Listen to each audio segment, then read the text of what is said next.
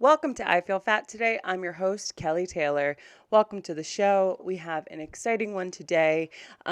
Please head on over to our YouTube, subscribe to the I Feel Fat Today podcast on YouTube. There's full video episodes there. Please like and comment on the episodes each week. And then after you do that, go over to Apple Podcasts and search us up. Rate and review the podcast there. That gets us out to more people. And the more people that listen to this, the more time I'll be able to dedicate to it and make the episodes better and better each week. If you're looking for any advice or you are looking for wanting to give me some feedback on the show, send us an email over to ifeelfattoday@gmail.com. And as always, follow us on social media. You can find the podcast on Instagram at I Feel Fat Today. And of course, follow me, your lovely host, on Instagram at Hello, This is Kelly. I don't have a life update and I don't have a topic because I'm going to send you right on into the episode. Oh my goodness. I swear, I could have talked for hours with this week's guest. She is so interesting. And so she's lived 1,000 lives. And I think she is just so worth listening to and has so many stories that she's accumulated in the wild life that she has led. She's a stand-up comedian and one of two hosts of the Alien Murder Sex podcast. Please welcome this week the wonderful Lauryn Petrie.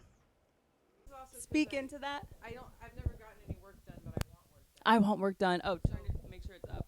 I want so much work done. Okay, perfect, and we're good. Like I want so much plastic surgery. No, I know, but you know what is a great compliment that I've received is that people be like, have you had work done? I'm like, no. They're like, no, you haven't. And I'm like, I honestly just from a young age, my grandma was always like, always wear moisturizer and sunblock. Yep. I take it all. I spend too much money. I just use Clinique, but I use a lot of serums and stuff, and I wash it. It'll be. I put sunblock on before I go to bed. Like I do not moisturizer from Lauryn that I wear, but I want a blepharoplasty. I want like a lip lift. I want lipo. I want a baby lift. See this. This is not acceptable. I want. Have you seen the TikTok filter where it like ages you? Yeah, it didn't. I just looked like I was 24 again doing drugs. Like I was like, oh look, Lauryn's on drugs again. I was like, Mom. Literally, it was so scary. My mom was so negative about body stuff. My whole life. So what did your mom Are we have? starting? Yeah, we're Hi. full tilt. We're What's full going tilt. on? I always do a little bit of a. Where's the camera? Where I right look? there. Where? Just Hi. a little old iPhone. Oh, hey, Just wanna make iPhone. sure We're we good. got the video We're going. on? We were having such a nice chat. That, How's like, my makeup? You look great. Okay. Yeah. You look good too. Thanks. I didn't say great. You look great too. What a bitch am I? Okay. Thanks. The break hair hasn't been washed in a minute, but that's okay. Okay, so you have a crazy mom. Whew. Oh yeah. Nuts. She has Alzheimer's and she's gonna die soon. Yeah. And I don't feel like she's alive anymore. Right. I've heard that from people who have parents suffering from Alzheimer's. Because that person is not there. She doesn't know who I am. She doesn't know who she is. She doesn't know where she is. Like, I will catch myself often saying, oh, when my mom died. Or my Right. I speak about her in the past tense now. How long has she been, like, completely dissociated? About 2 years. Okay. And it's great. So when did the Alzheimer's, like, set in? When did you realize, like... Because I feel like Alzheimer's is something that affects people, but you don't know why they're acting a little weird. And So then all of a sudden it's like... It's unique because we... Okay, so I hadn't seen my mom since, like, 2005. Okay. She... And I would, half-heartedly be like, Mom, do you want me to come home and see you? And she'd be like, no, it's better we stay apart. I don't want to see you. But I talked to her on the phone all the time. And it was an abusive relationship because I'm masochistic, because I kept thinking, I mean, maybe she'll love me one day. It'll be different. Maybe if I can prove to her that I'm successful, maybe she'll love me. Mm-hmm. Maybe she'll help me. Maybe, and it was really unhealthy, because I'd be, drinking and doing like destructive things, and I'd be like, but I had this one good thing happen. I'm gonna call my mom and tell her about it. And then she would always be like, yes. Well, I have to go now. I mean, she's not care. She's from South Africa. Okay. So she's a white devil. I'm like, I'm from the worst white people. Right. And my dad's from New Orleans, he's like from Louisiana. Mm-hmm. But like, so I'm like, wow, those are two groups of white people, aren't they? Yeah. Whoa. Quite the group. What do I say? Damn. I have a nice ass. How'd that happen? I can't be thankful. Right. That's so funny. It's so fucked up. Damn, dude. Okay. So my mom comes from this extremely wealthy South African family. They all have like tennis courts in their backyard. They're pretentious. They're mean. They're cold. Yeah. To the point that my cousin, who's a great guy, moved to America just to get away from them. Yeah. Because he didn't want his daughter growing up around them. Damn. They're just... Isn't it weird how like you can be brought up in like filth and like around like really disgusting ideals, but be the one to be like, I'm not gonna do this. That's amazing. How does that happen? I don't know. It does though. I mean, it does. It happens with all kinds of situations with people figuring out like, oh, my parents were alcoholics, I'm not gonna be, or or my parents were boring, I'm gonna be an alcoholic. You know? Yeah. No, literally, yeah. And man, there's just a lot to unpack. So like, she came to America. She was a nurse, but as far as I can tell, she was abused terribly by her mom, and she was selling cocaine in the 70s in Austin, in Dallas, Texas. And she even had a plant nursery, and she was getting cocaine shipped in from Colombia in the potted plants. Whoa! I know. That's she's baller. That's kind of fucking cool. Baller. Fucking awesome. So like, when I got caught doing drugs when I was like 18, I had this moment where there was the only time I'll ever remember my mom being kind. She took me into her closet and she pulled down these boxes, and she had boxes of diaries. And she's like, I have to show you something. And everything with her was histrionic. Everything is the most insane that it could be at all times, because I'm pretty sure she was borderline personality disorder. Absolute narcissist. Everything was about her. Yeah. I was not my own person. I was an extension of her. I was an extension of Carol Pithy. Yeah. How will that make me look? Yeah. Right. She has that scary accent too. I can't do it. But no, but that it's translating well. I didn't know how to speak because I grew up in Texas, and it was like South African inside. Hey y'all, we're going to a barbecue outside. Yeah. I don't know how to talk. Yeah. But so she pulls out these diaries, and she's showing me her like cocaine day diaries, and like I have all these pictures of her like smoking joints and all this shit. And then she marries an Air Force colonel, and she's like, don't ever tell him about any of that. Oh my gosh. Yeah. And then she never told him I was a comic. Wow. She hid it. Yeah. She's like, she's an artist in New York. Yeah.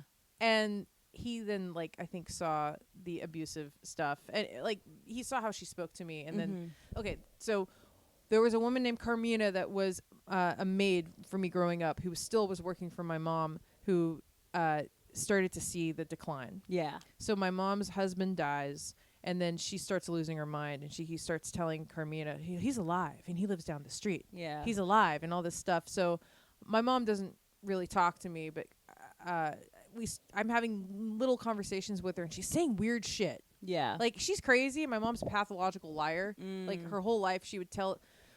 She grew up in South Africa, and she always said that there was a baby elephant that her dad found that had been orphaned by poachers, and so they brought it home, and she had these long, detailed stories about growing up with a baby elephant, and none of it was true. None of it was true. You know, and like, anyway, so like, I'm like, she's just being weird. Yeah. But I'm like talking to her on the subway, and a train goes by, and she went, is that a wolf? Yeah. And I was like, okay. Yeah, something's amiss. Okay.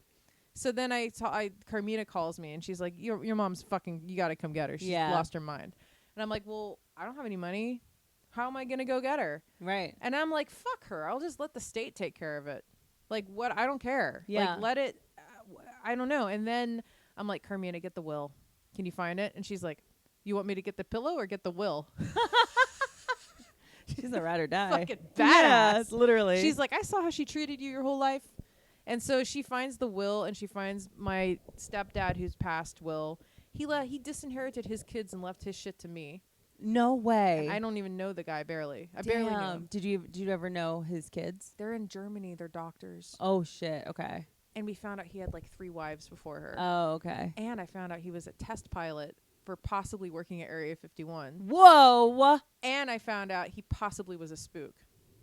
Okay, what's a spook? CIA. Oh, okay. I found all of these different IDs from like Saudi Arabia. That is and, like all this shit. Fucking crazy. So I'm like, okay, I gotta get down there. So she finds the will. My cousin in America is POA, not me. So I'm like, okay, I am friends with my niece on Facebook. I'm like, I need to talk to your dad. He's such a decent, great guy. Yeah. And he was like, okay, well, let's go down there together. Oh, So that's good. we went down there, and I was so nervous. And my mom, like, she was wearing her underwear outside of her pants and wandering around. I have videos I took of her, like, speaking to imaginary beings and, like, you know. Yeah. Like, it was kind of cool, though, because she's like speaking to this being, and like there's a ship in a bottle, and she's like, look at him, he's making pancakes for everybody. This is I'm like, yeah. Yeah. It's like Woo! seeing your abuser like in this really vulnerable it was a little state. cool. Yeah. I'd be like, hey mom, what's Lauryn doing? Yeah. She's like, she has 3 children and works in technology. She gets what she always wanted. Yeah. But she's happy. Yeah. Whatever. Living in that world. It's fine. It was so That's literally her reality. It was cathartic. I went and did a show at the Creek in the Cave, and then I drove her car back to my house where she used to abuse me. Yeah. And she was like muttering to herself in the corner after I just had like an awesome show. Yeah. And I was like, this feels like I came. Yeah, literally. This is good. And it's just like, it's so crazy because it's like you probably would have been happy doing a show at the Creek in the Cave and then going back to your mom's house with like a mentally sane mom, but she could never be happy for you. She could never be. You're right. Nothing was ever. I had to realize in therapy later that I was never going to be good enough for her. Yeah. Even if I had been the kind of daughter that she would have liked, like she was obsessed with the royal family, and Yeah. like if I had been like a nice little girl that liked Ralph Lauren, that, you know, was a different person. Yeah. It still wouldn't have been good enough. Yeah. I had to like realize that. She, mommy dearest. Oh, my Literally. mom is mommy Yeah. dearest. She did lock me in closets. Yeah. I wasn't allowed to have friends in high school. Yeah. I wasn't allowed. I mean, I could go to the movies, but that was like it.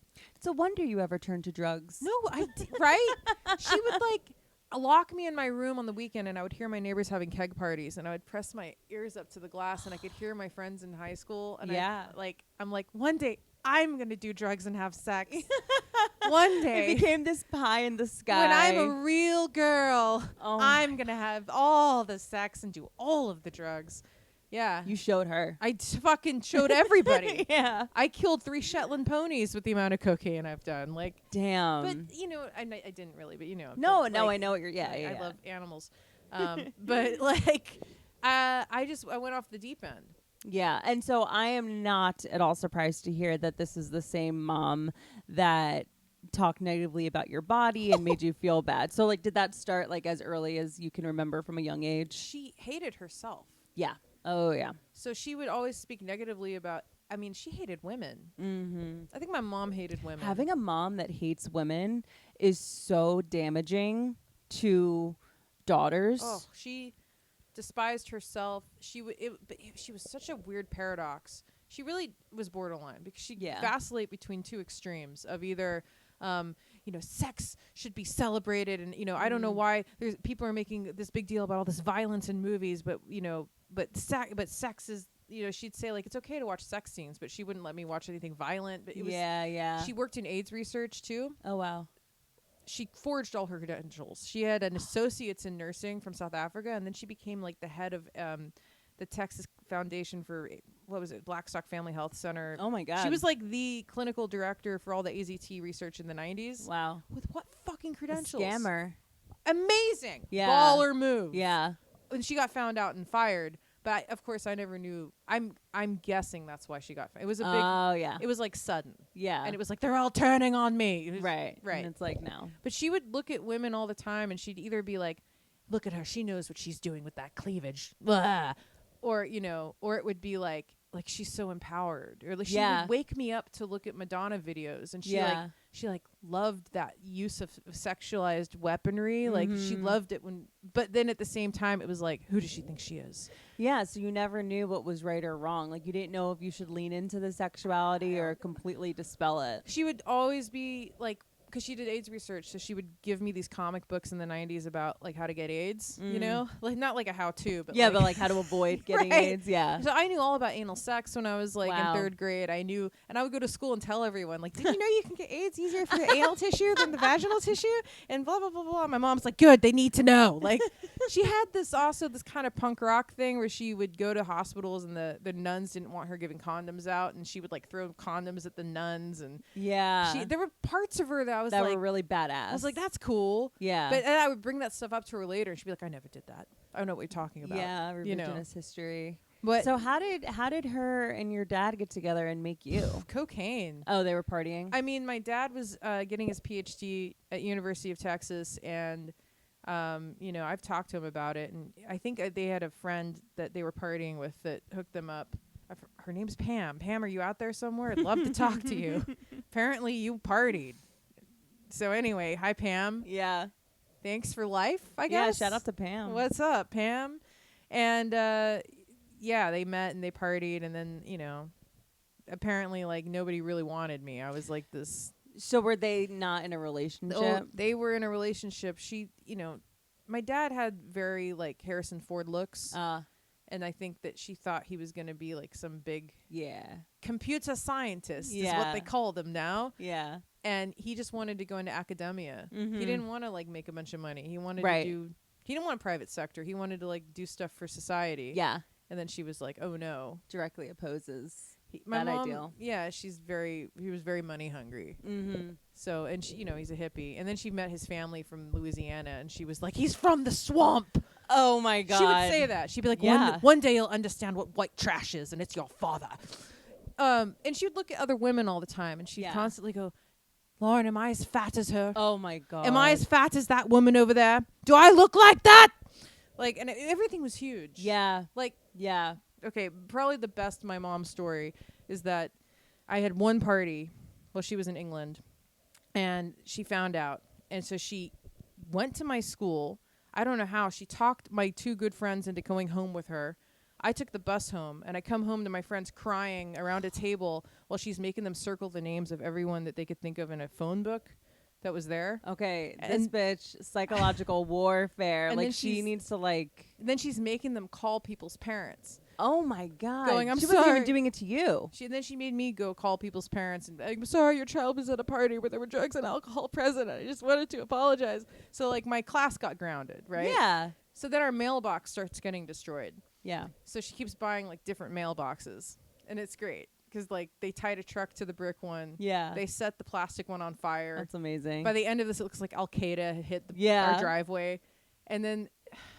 So like they're down at the bottom of the driveway. They're about to like put firecrackers in it or something, and she's like, she runs out in her fucking English nanny bathrobe. Yeah. Yeah. In South African, screaming, "You fucking yahoos! You're the ones burning down my mailbox!" You know, and I'm Yeah. just like, I don't know her. Like, yeah, like this. Like, did any of the kids in your class in high school like have like sympathy for the fact that you were clearly dealing with a crazy person? I don't know. It's hard for kids to have that level of No, awareness. Nobody had the awareness. They Yeah. just. I was an art kid, and I was really quiet, Yeah. and I was on a lot of Ritalin, So it was like already an easy target. and I just like kept to myself, and I didn't have a period till I was 17. So I was You were probably I was a stressed. fucking weirdo. Yeah. I was obsessed with the X-Files and art. Yeah. And like, I didn't have a plan. I didn't have a college plan. yeah. I didn't realize how unhealthy she was, you know, until No, like I mean you 20 can't years later. realize that when you're in it for sure. She hit me and beat me all the time.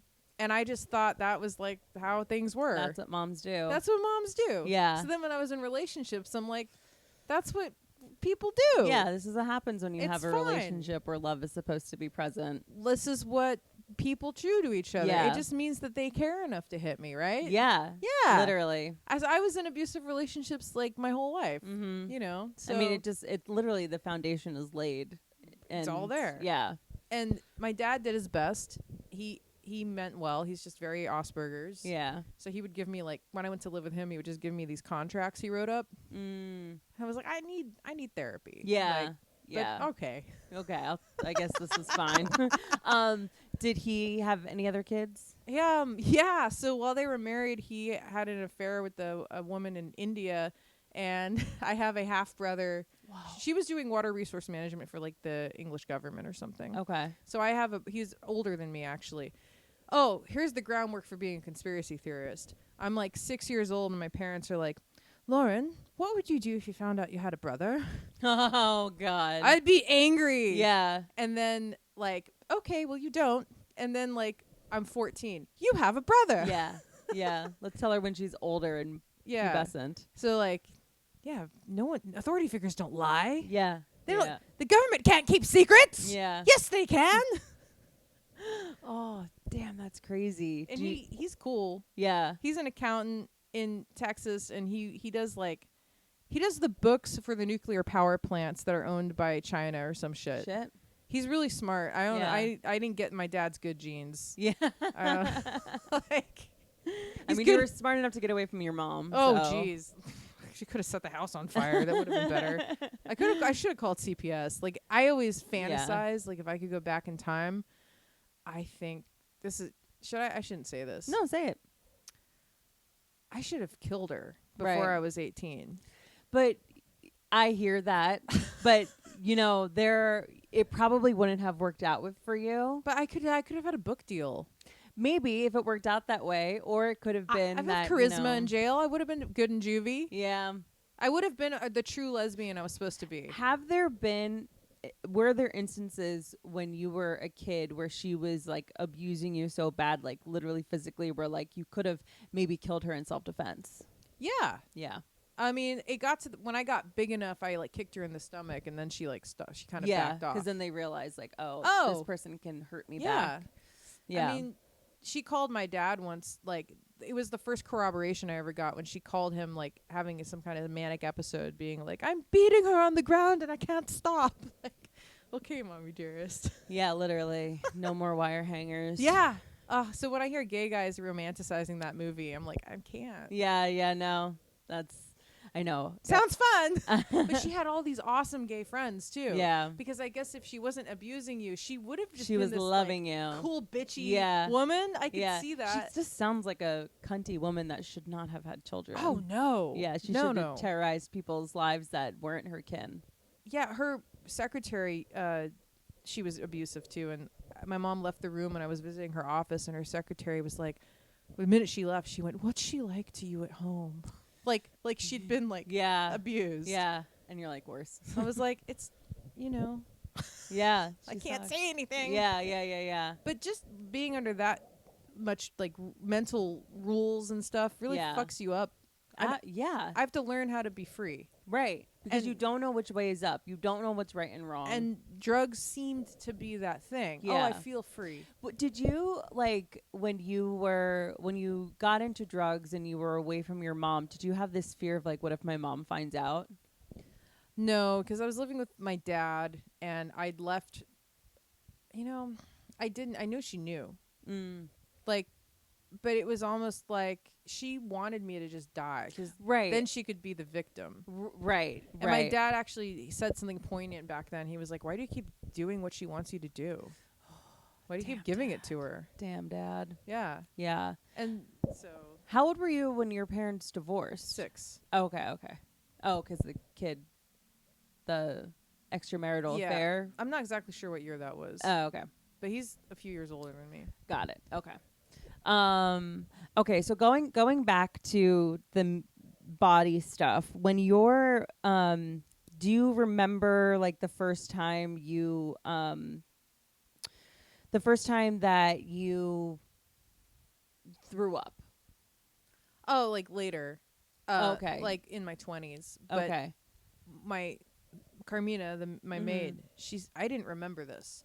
And she was like, Lauryn, do you remember I was at your house cleaning and my daughter brought a sandwich and you begged her for some sandwich? And she said, why, Lauryn? Do you have food? And she went and opened the fridge, and all my mom had left me was celery and tuna. Yeah. Because that's all I was allowed.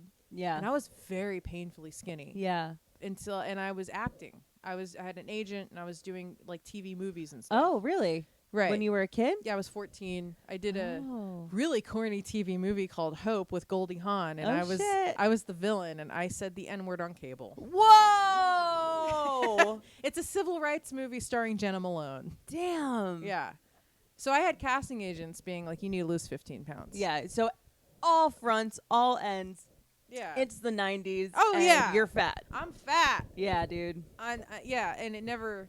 I remember at one point, like, even when I was on drugs, my mom came to visit me once in California, and she was like, you know, honey, people just treat you better when you're skinny. This is for I you. mean, she's not wrong. No, I know. But she was like absolutely completely on point one time. You make more money, everything. Yeah. You Yeah. get booked more.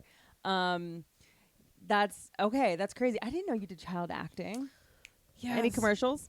No. No, I did. I auditioned for everything. Yeah. I auditioned for the Horse Whisperer It's and the Faculty. ScarJo. amazing. I ended up under a bridge, bitch. Damn. So, okay, so your mom didn't even give you food to eat if you wanted it. So Well, yeah, it was just so literally I started eating everything in like secret. Yeah. Secret eating. Yeah. I went to a school dance and no one danced with me, and I came home and I had like a box of Oreos in my bed, and she was like, "You are choosing a very hard path." Oh my god, that is actually hysterical.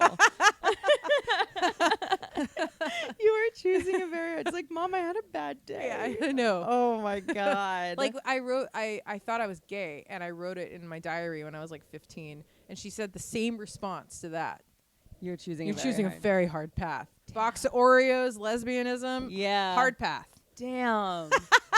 If I'd had a good relationship with my mom, I would be a full lesbian. You think you'd be full lesbian? Yeah, but I can't trust a woman. right. I can fuck them, Yeah. but The I don't know. Deep-seated fear. Know if I can get too close emotionally. Yeah, I mean that's terrifying. That is terrifying. Oh God. Okay, so when did the so binge eating sort of came on almost naturally because you weren't getting what you needed. Secret. So in secret, And you this became a nice is- closet It's eater. a release. This Yeah. was also a rebellion. Yeah. Like, oh yeah. fuck you. I'm eating the whole bag of Doves. Oh yeah. Go fuck yourself. I've been there. But I did these little. So I wasn't allowed to go do normal stuff in high school. Everyone drinks. They Yeah. smoke. Not me. Yeah. So the kids that were burning the mailbox down would leave cigarette butts on the driveway, Mhm. and I would go collect the cigarette butts, and then I would take them outside and like smoke tiny bits of cigarettes Yeah. and like see stars. Yeah. I found like beaties and I would smoke them. Oh my And then there was God. all this South African liqueur, and I would go and I learned how to like pick the bottle up without disturbing the dust. Yeah. And I would do like shots of like this weird South African liqueur and like cigarette butts, and I would listen to Enya. Oh my God. And I thought I was like getting high. Yeah. Yeah. I tried eating a bunch of poppy seeds. Like I just Yeah. wanted You wanted to try anything What- because you weren't allowed anything. right. Damn. Damn. I was just waiting to suck dick. yeah. I was just waiting for yeah. it. She was just setting you up Setting to be me everything up. that she hated. So then I got to California, live with my dad, and it's like Palo Alto, Mountain View. These kids Do they? were doing coke in the bathroom. Yeah. So I was doing coke in a week. So how old were you when you moved to California? 17, you said? Yeah, 17. And I was immediately, and I was so naive. So I didn't have social skills because I wasn't able to like do the normal things. Yeah. and You date. weren't socialized. No. So I'm like, do you guys need anyone to drive you around while you sell drugs? And they were like, yeah, sure. Thanks. Yeah. Yeah. Great people. Yeah. The worst. Damn. Got raped by them. Really? Still hung out with them. I mean, because you're like, oh, that's what friends do. well, that's what friends do. Yeah. Gotta get these drugs somehow. Do you know where any of those people are now? I keep tabs on all oh, of them. good. I've got good. multiple burner accounts. Okay. They Karma. They stole credit cards from my dad. Oh. They tried to blame it on me. I couldn't prove that I didn't do it. Right. And so I felt so terrible about that. That's when I ran away to Portland and was homeless. So did your dad I hate talking have- about that. Oh. I hate it. It's like still so shameful. Well, but Ugh. I know it feels shameful. I can understand obviously why you would feel that way, and I don't want to like be all armchair therapist, No, but no. that had nothing to do with you. Well, Like, I mean, my dad would disagree with you. I mean, Why? I kept hanging out with those guys. I kept having them over. I kept like, they're real scumbags. But your dad wasn't in the house when your mom was actively abusing you every day. No, he was pursuing, computer science at Stanford. Yeah, he was pursuing computer science at Stanford and wasn't there to make sure that you didn't associate with a person that raped you. Well, he didn't know that part. Yeah, but And I feel really bad now that he does. Oh God, I don't want to make my dad feel bad because like he's come back into my life and been really supportive now. So like, I'm not trying to like dig up wounds. But for you, and like sometimes your parents need to feel a little bit bad because you have healing to do. I have a lot of healing to do. Yeah, but and you've been doing it. Well, thanks, girl. Thanks, girl. But yeah, then I was homeless in Portland, and that was a whole trip. Okay, so 17, you moved to California. Did you graduate high school in California? Yeah, barely. Barely in California. My mom actually did something good. I wasn't gonna graduate. She got you through. She called and she yelled at somebody. Yeah, and they were just like, "Get this lady out of my fucking life! Like, pass this kid." Literally the fucking least she could do. She Karen'd me into graduation. Yeah. And she probably feels like you owe her your life for that. Well, I can't. Every day I walk to work and I look at my watch and I'm like, let go. Like, yeah, I'm gonna get some. There's something for me when she dies. Yeah. And then I can like live my life. Yeah, the release. Right. Okay. So if it's getting dark. Yeah, and it's gonna get darker. It's so good. God, your life is so interesting. Okay, so interesting. So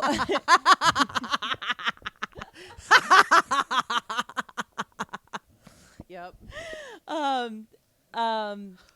Okay, so we go from California, we go to Portland, Oregon. On a Greyhound in the middle of the night, like a Bob Seger song. So literally just like cut and run. Like, oh, the cops show up and they're like, this credit card has been used like this, and these are the guys that did it. And I was like, oh. Yeah. Like, I didn't know they'd done it. Right. And then they started acting like I knew.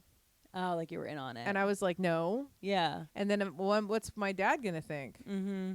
So I just got on a Greyhound with this fucking idiot. Yeah. And I don't know why he picked Portland, but I was like in shock and I just went. Right.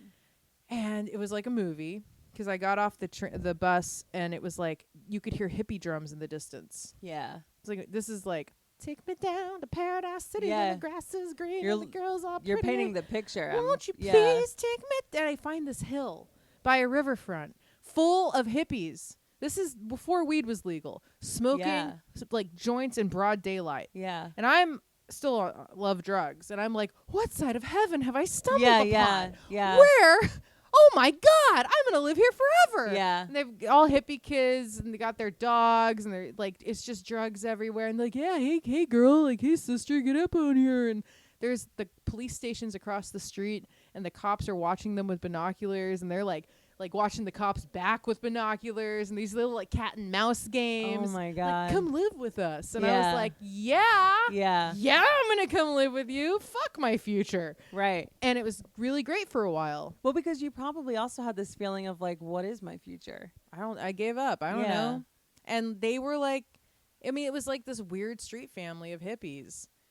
And it was, there was a dark underbelly that I found later. Yeah. But yeah. Right? And it starts out fun and cool. Right. So you get there, you get off the bus, you see this commune really of people. Yeah. And is it like, okay, like get in, like here's our tent, like what does that look like? So there's a shelter for kids under 21. It's called the Greenhouse, and so we would go there and like shower and stuff. And then during the day, it was just like do drugs. Yeah, hang out. There were you could sign up and get acupuncture, free birth control, dude. And then when I started shooting up, there was like all these fancy bakeries that would donate to the needle exchange places, and there would be like this like croissants and. We would complain. We'd be in line for our needles and be like, it's not as good as yesterday, is it? Oh, my God. Know. Yeah. There was always... I got so fat being homeless in Portland. Wow. I was the fattest little, like, drug addict. Like, fattest little... You're like, I got all the croissants that I want. My mom's not here to tell me I can't have them. Yes! It was everything! Yeah. I'm doing it all! Yeah. I'm living my life. And then I started, it was like, but to be a real street kid, you don't go to the shelter. You want to be tough? So then I started squatting with the kids in the woods. Yeah. And it was just really dumb, like childlike, like, look at those posers in the shelter. Yeah. You want to be tough? You hang out Yeah. with the crust punks. Yeah. You know, and then people You got to would be about that life. you gotta be about it, right? And they would like, yeah. And then people would start showing up with like knife wounds, and they'd be like, "You better help me sew this up with dental floss and not talk about it." I'd be like, "Okay." Yeah.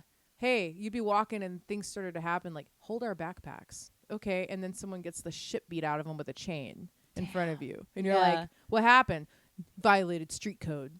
Damn. What's street code? You'll learn later. You'll find It out. was like everything was this big like game secret Yeah. bullshit prison rules. Yeah. And I was very quiet when I was homeless because I like dated the guys that were like it was like Never Neverland. Right. It was the Lost Boys but with like meth and drugs and But like real world, Real Never world. Neverland. yeah, like people got killed. Yeah. There was a girl that got burned alive under the bridge one night after getting gang raped. Like just because she was the victim of that crime, or like was she? There's a book written about it called All God's Children that mentions all these people that I knew when I was homeless. Whoa. Yeah. We went to Bagby Hot Springs that night in a stolen car. And I think somebody knew it was going to go down because they're like, you got to go with us tonight. Shit. Yeah. But you'll. Yeah. And then like we ended up, the kids that did that crime had stayed with friends of ours outside of town, and we didn't want them to be connected to it. And then we went and like burned all their shit they'd left at that. It was super fucking crazy. Yeah. But I was like so high all the time and Yeah. infatuated with like, you know, charismatic losers. Yeah. Yeah. Oh yeah. This kid, his street, I didn't have street name, but everyone had street names, and it was stupid because like these are people that killed people. Right. And their street name would be like Muffin. Right. Yeah, because he robbed a Hostess truck once. Yeah. But he's killed people. But he's But that's Muffin. And a Twinkie. violent person. Yeah, and Misfit and like Trouble and Yeah. you know, like Nightcat. And Right. I was just Lauren. Just Lauryn. And then Jonathan's was not Jonathan. I was like so in love with him. He looked like Jonathan. He looked like street Jonathan Taylor Thomas. Oh God, that's so. I can show you a picture. He was sexy. He was Yeah. Native American. Oh my And God. ripped, and he would like give these speeches to the kids on the waterfront. Yeah. You know, like the leader. he was the leader of the street kids. Yeah. And it was like so. It was like a movie. Yeah. I was living in a movie. Yeah. Yeah. That was Portland, and I get this is the 2002. Yeah, the early aughts are my favorite time in history. It was not my favorite time in history. Well, okay, not having to live through this, obviously, it's like you like need to write a book. The pop a culture screenplay. back then, like I'm glad I missed it. I'm glad I was living on the street Yeah. because I'd see glimpses of it, Okay. and I was like, ew. I'm so glad I'm hanging out with like bikers and killers because Yeah. like I don't care about Paris Hilton. So, okay, this question might come out of left field, but given the fact that you were pretty much like being a homeless person, where were you when 9/11 happened? Oh, well, that was right before. Oh, I was okay. homeless. I thought you would have like a But cool story. I do. Yeah. We were at a rave all night selling drugs, and we'd come back to my dad's apartment. My dad wasn't there. Yeah. And I'm coming down off of a lot of mushrooms and ecstasy, and we have the TV on. Oh yeah. And I thought it was a Die Hard movie. Bro, oh my God. And Because it's like probably what, 5 a.m., 6 it a.m.? was like 8 in the morning. Well, yeah, whatever. Yeah, it was like 9 a.m. here. it was I think. California, so it Yeah. felt early to me. So that would have been but- 5 a.m. Yeah. 5 or 6 a.m. And then all these kids I have from going to the rave all night won't leave my apartment because Right. they're like, they're coming here next. Yeah, man. everyone's like, now this is like the worst time to be on drugs Yeah. because now we're all very paranoid. And like the first thing, a friend from high school's mom called me, and she was like, "We're under attack," and I was like, "What?" Yeah, like what? See, this is the least tough New York's. Like New Yorkers have way better 9/11 Yeah, stories. yeah, I'm like, yeah. I was on mushrooms in California. What a fucking weak softy I am. God, that's lame. I was in 4th grade and my grandpa pulled me out of school. I saw the Challenger explode. Whoa! And that was in Texas, right? I mean, they had us all sit down and watch it on TV in school. Okay, so that literally happened to you. Yeah. Because like I forget what show I was watching. Did you ever watch the show Glow on I know. Ugh, Netflix? Don't even. Okay, I dated a guy that did backyard wrestling stuff. Oh, really? And he was using the footage and then selling it on porn sites and not telling the girls. Ew. And he's a piece of shit. Yeah. And he stole money from me. Oh. And I had to like get the money back and then ghost him. It's a whole. Well, okay. So no, you've never seen Glow. Yeah, but well, you know of it. Yeah. The only reason why I bring it up is because there was a scene where like the Challenger exploded, and there was like, I just remember like watching like classrooms watching that. So like, what did the teacher do? How old were you? What was that? 88? I don't know. 88 was it? 89? I don't know. Here's how I know my age. The watermarks in my life is that Batman came out in 1989 and I was 6. Okay. So that's because I'm in love with Jack Nicholson forever. So nice. That was when I was first. Yeah. I'm Joker sexual. Got it. So that's yeah. I think it was around then. Okay. 88, 89. Hey, viewers. Yeah, right. Wait, we have Google. Yeah, Google it. Challenger explosion. Let's see. Did the teacher just like wheel the? I don't even remember what the teacher's reaction was. I remember though, like seeing that. 1986. So 4, 5, 6. Oh, yeah. This is why I remember seeing it, but no, I was like, because like you were 3. Yeah, you were a child. So I probably saw repeats of it. Yeah. Like on the news a lot. Right. So I wasn't even in. I was like in kindergarten. Okay. Yeah. 3? So you don't have like a.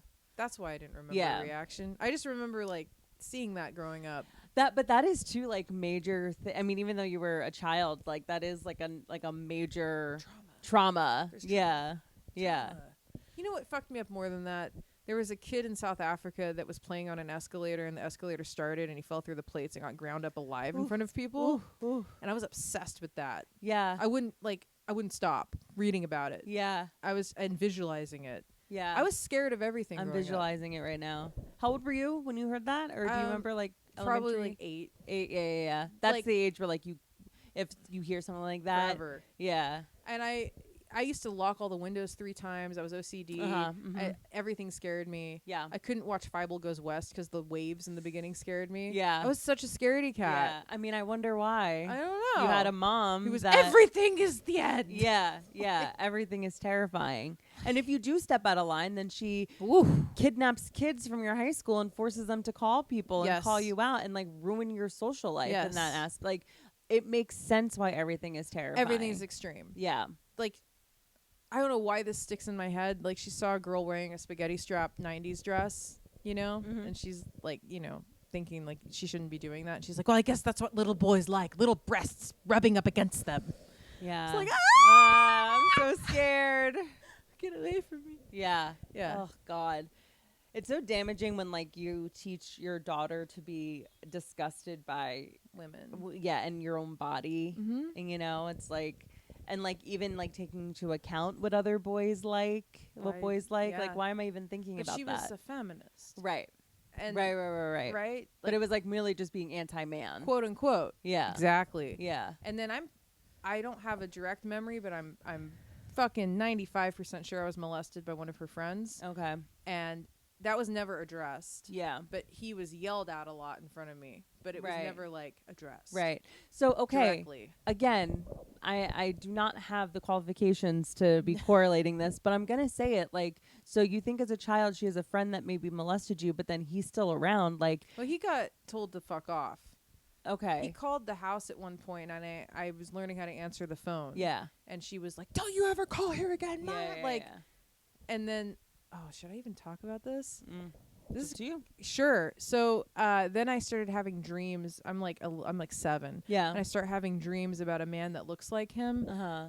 walking with me on a dock by the water, showing me a clay sculpture of a vagina and how to touch it. Oh. And you were a child having these dreams, or an Yes, adult? I was like 7. Okay. Having those specific dreams. Yeah. Something happened. Something happened. Yeah. He was a state senator. Oh, well, why is this that the least surprising thing that you've told me this entire freaking conversation? Honestly. Hank Grover Hank Grover died in 2005. May he rest in hell. That's horrible. But I okay, don't remember. But this that, is why you like- need to give yourself grace when, like, you talk about the people that abused you and took advantage of you, and that you still sort of ran with, because this is what you've known. Like, Right. this is literally, you were not set up to operate any differently. The street kids were the first kids that I felt like were my real friends Yeah.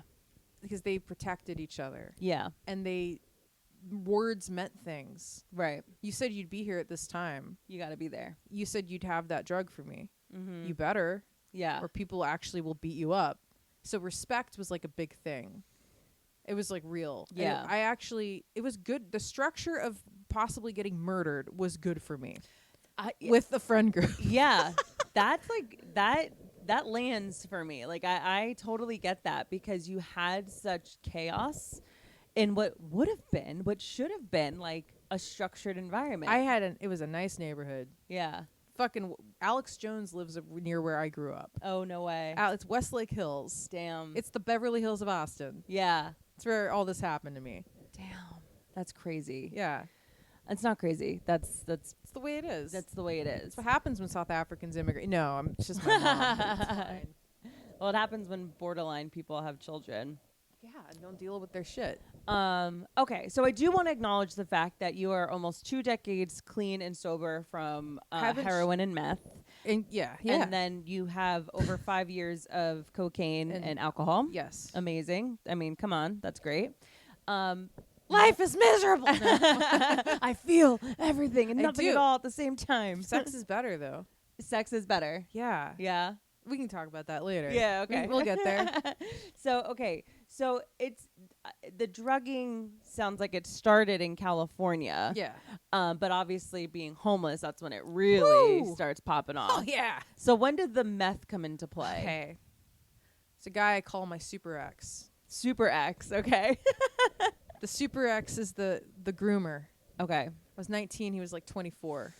Okay. Yeah. And I thought he was so hot. Yeah. And he had a Pantera hat on. And now if you're into metal, you associate Pantera with bro douches that have felonies. Yeah, yeah, yeah. I didn't know any better. Of course. And he was hanging out on the street buying drugs, but he wasn't homeless. He had a house. And we started fucking. And Interesting how he has a house. right? Well, he was renting a room. Right. So like I would go over and he taught me how to smoke meth. Okay. And then he was shooting up. And then he showed me how to shoot up. He shot me up. Damn. Oh, sorry. But he was not the first one to shoot me up. There was a Okay. guy before him named Ryan, who I think he's probably dead. And Ryan was like obsessed with Jack Kerouac. And he was really a beautiful Aryan looking boy. Yeah. And he shot me up for my first time with meth. That was a short relationship. He disappeared. Okay. I met him actually later when I was in college. He like came through I was working at a pizza place and he came through to get a slice and he was like, "Oh my God." Yeah. That's like one of those weird, like, almost kismet things. Like, how the fuck are you here? How are we both standing here right now? And then he was living with a girl and who was in the military and got her hooked on meth. So not a great guy. But anyway, Yes. Okay. I had shot it Yeah. and then I got with the Super X and it was like all the time. Yeah. Like Yeah. all the time. Now, did he have a room to rent because he was moving drugs? Because he was No, selling? he was just like working some Joe job. Oh, okay. He grew up like part-time in Idaho, part-time in Portland, and just like had a fucking drug problem. Okay. What I found out later is that like a few years prior, he'd been trying to buy acid down where in front of the park where I lived. Yeah. And they gave him a sweet breath dropper full of acid. And he took a few drops, nothing happened. He was like, "Fuck you, I got fucking scammed." And so he drank the whole sweet breath dropper.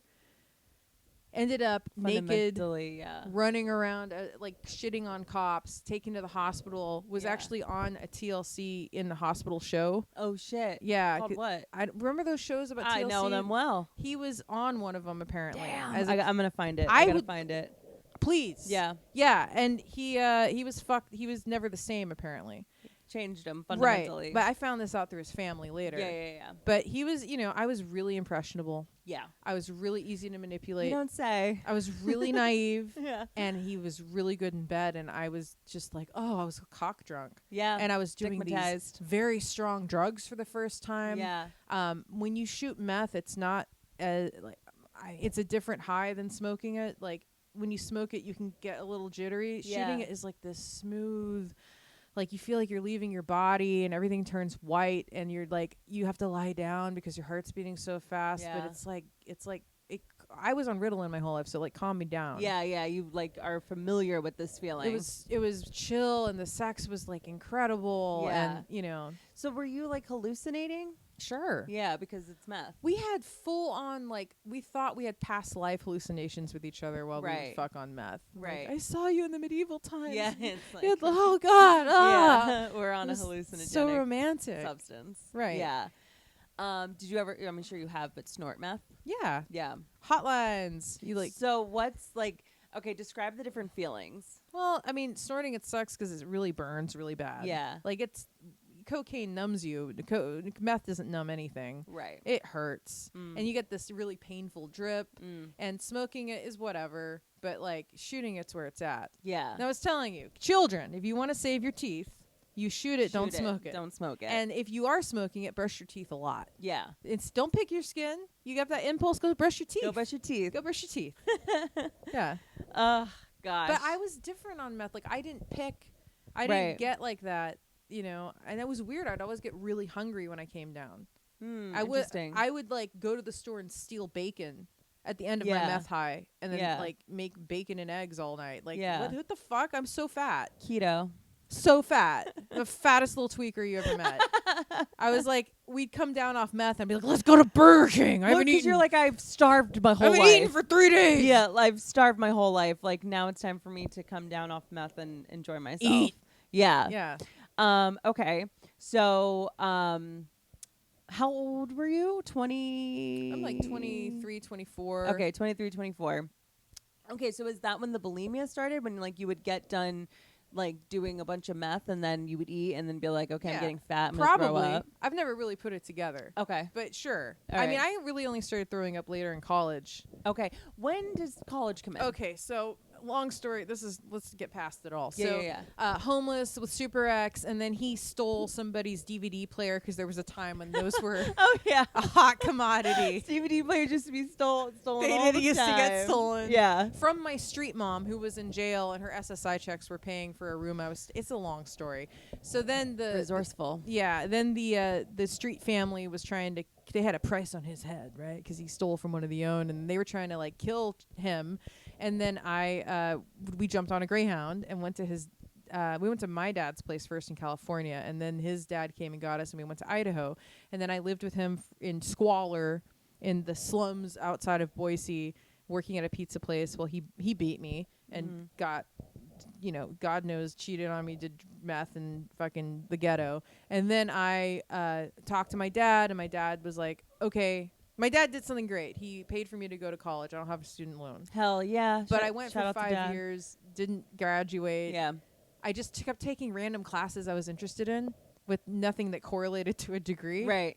Yeah. Yeah. That's how you do that. I mean, okay, honestly, I know it's like, yeah, it all didn't sum up into this piece of paper. You really needed that socialization. It was good. Yeah. But then there was this indie record company ran by this scam artist there, this very charismatic guy from Turkey. What was it called? Sworn In Records. Sworn In Records. And I became their A&R rep for Boise, Idaho. Okay, that sounds like the coolest thing ever, honestly. And I got to like have a business card and go listen to all the bands play and like give them contracts. yeah. But go on was it like bogus? Yeah. Yeah. And then he was like fucking me and fucking the PR director and like Yeah. playing my little naive soul. And Yeah. I was like going to college and I had like boyfriends and it was like, and I worked at this crazy pizza place till like 4 a.m. and there was some good stuff, you know? Yeah. That was like more normal problems. So, okay, so did your dad swoop in to, was he like, Lauryn, like stop being homeless? Well, he had a really cool girlfriend at that time. And I think he told her what was going on. And she was like, Charles, you need, Yeah. like, it's okay. You can extend an olive branch now. Yeah. She was a good influence. Okay. Because my dad will hold a grudge. Okay. Right. He wasn't holding a grudge against the right person. Well, we talk about that now. Like, Yeah. But he's so funny because I'll be like, oh, I can't believe you left me with her. He's like, well, I didn't have to deal with her anymore. yeah. Like, Isn't yeah. it crazy, like, becoming an adult and being like, They're you just get people. distant. Yeah, you get distance from them, and you're like, okay. At least with your dad, it's like, okay, you didn't have this insane mental illness. Like, you were a person, and His mom abused him terribly. Yeah. He married his mother, Yeah. and he'll say that. Oh yeah, that happens. Right. Hey. Sorry, It's a ghost. it's a ghost. We'll get into that. That might be Joseph. Oh, okay. Hey. Hey. Hi. Okay. So that's crazy, and I can ask you about your stories of Boise. and that's It's a whole other. I'm really glad that I made all those like just being a drunk asshole mistakes in a small pond, yeah, because I fucking used that town up. Like Totally, that's where I met all the Satanists, and I learned about like, you know, Freemasonry, and it was small just to be bad indie films I did. yeah. Like just weird. I was a stripper in Boise. Uh-huh. I got fired for being too fat.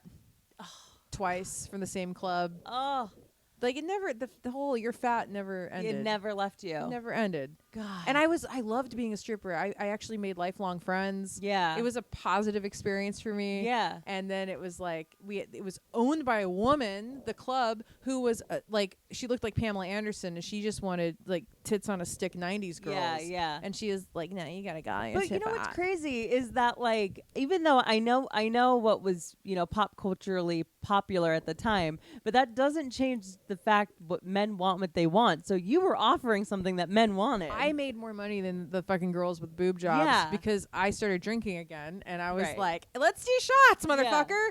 Like, and Yeah. I would dance to like, you know, Pantera and Megadeth. Yeah, and like I you was were cool. I was funny. You were a Suicide Girl before Suicide Girls were a thing. They were a thing. Oh, were they? a But thing? I never thought I was hot enough. Right. And I was Limiting self-belief. hard still to this day. Yeah. To this day, I have limiting self-beliefs. Yeah. But I love stripping. I used to strip to like the Team America song. That's America, amazing. fuck yeah. And like Tenacious D, and like You were fun. that's when I was like, I could do comedy. Yeah. Look at this. This is ridiculous. You like that shit? Do you like it? Yeah. Damn. You like it? That is crazy. Okay. So we're going to do a little bit of a pivot. So you have really cool tattoos. Oh, you yeah. Yes. So when are the tats on your arms the only tats that you have? Yeah. Okay. I'm finishing them. Okay, cool. It's going to be sleeved up. Yeah. All right. So you got these recently, like within the last year. So I had one on my left arm that I got covered up because it was like done when I was living in Idaho, like in the ghetto. Okay. And it was so when I had been homeless, I'd also sold some art, and it was based on a painting I'd done when I was homeless. Okay. But it didn't get translated well. Right. Yeah. So that was all I had. So there's a super famous artist named Paul Booth. Okay. Super famous in the metal community. Like he's done all the tattoos for like Phil Anselmo, lead singer of Pantera, like the guys in like Cradle of Filth, like celebrity clientele. And I was hanging out with my ex and my husband, and I was like, cool "That's vibe. what we do." And I was just like, man, I'd been working in the morgue, and I noticed that all these dead people had terrible tattoos, which correlates to the bad decisions that they've made. Absolutely. And I was like, yeah, there's just no good tattoo artists in New Yeah. York, apparently. Yeah. Because all I see are shit tattoos and autopsies all day. And they're like, yeah, but Paul Booth's here. And I was like, oh, yeah, but he has like a 4-year waiting list. Right. He's never going to. And they're like, write him an email.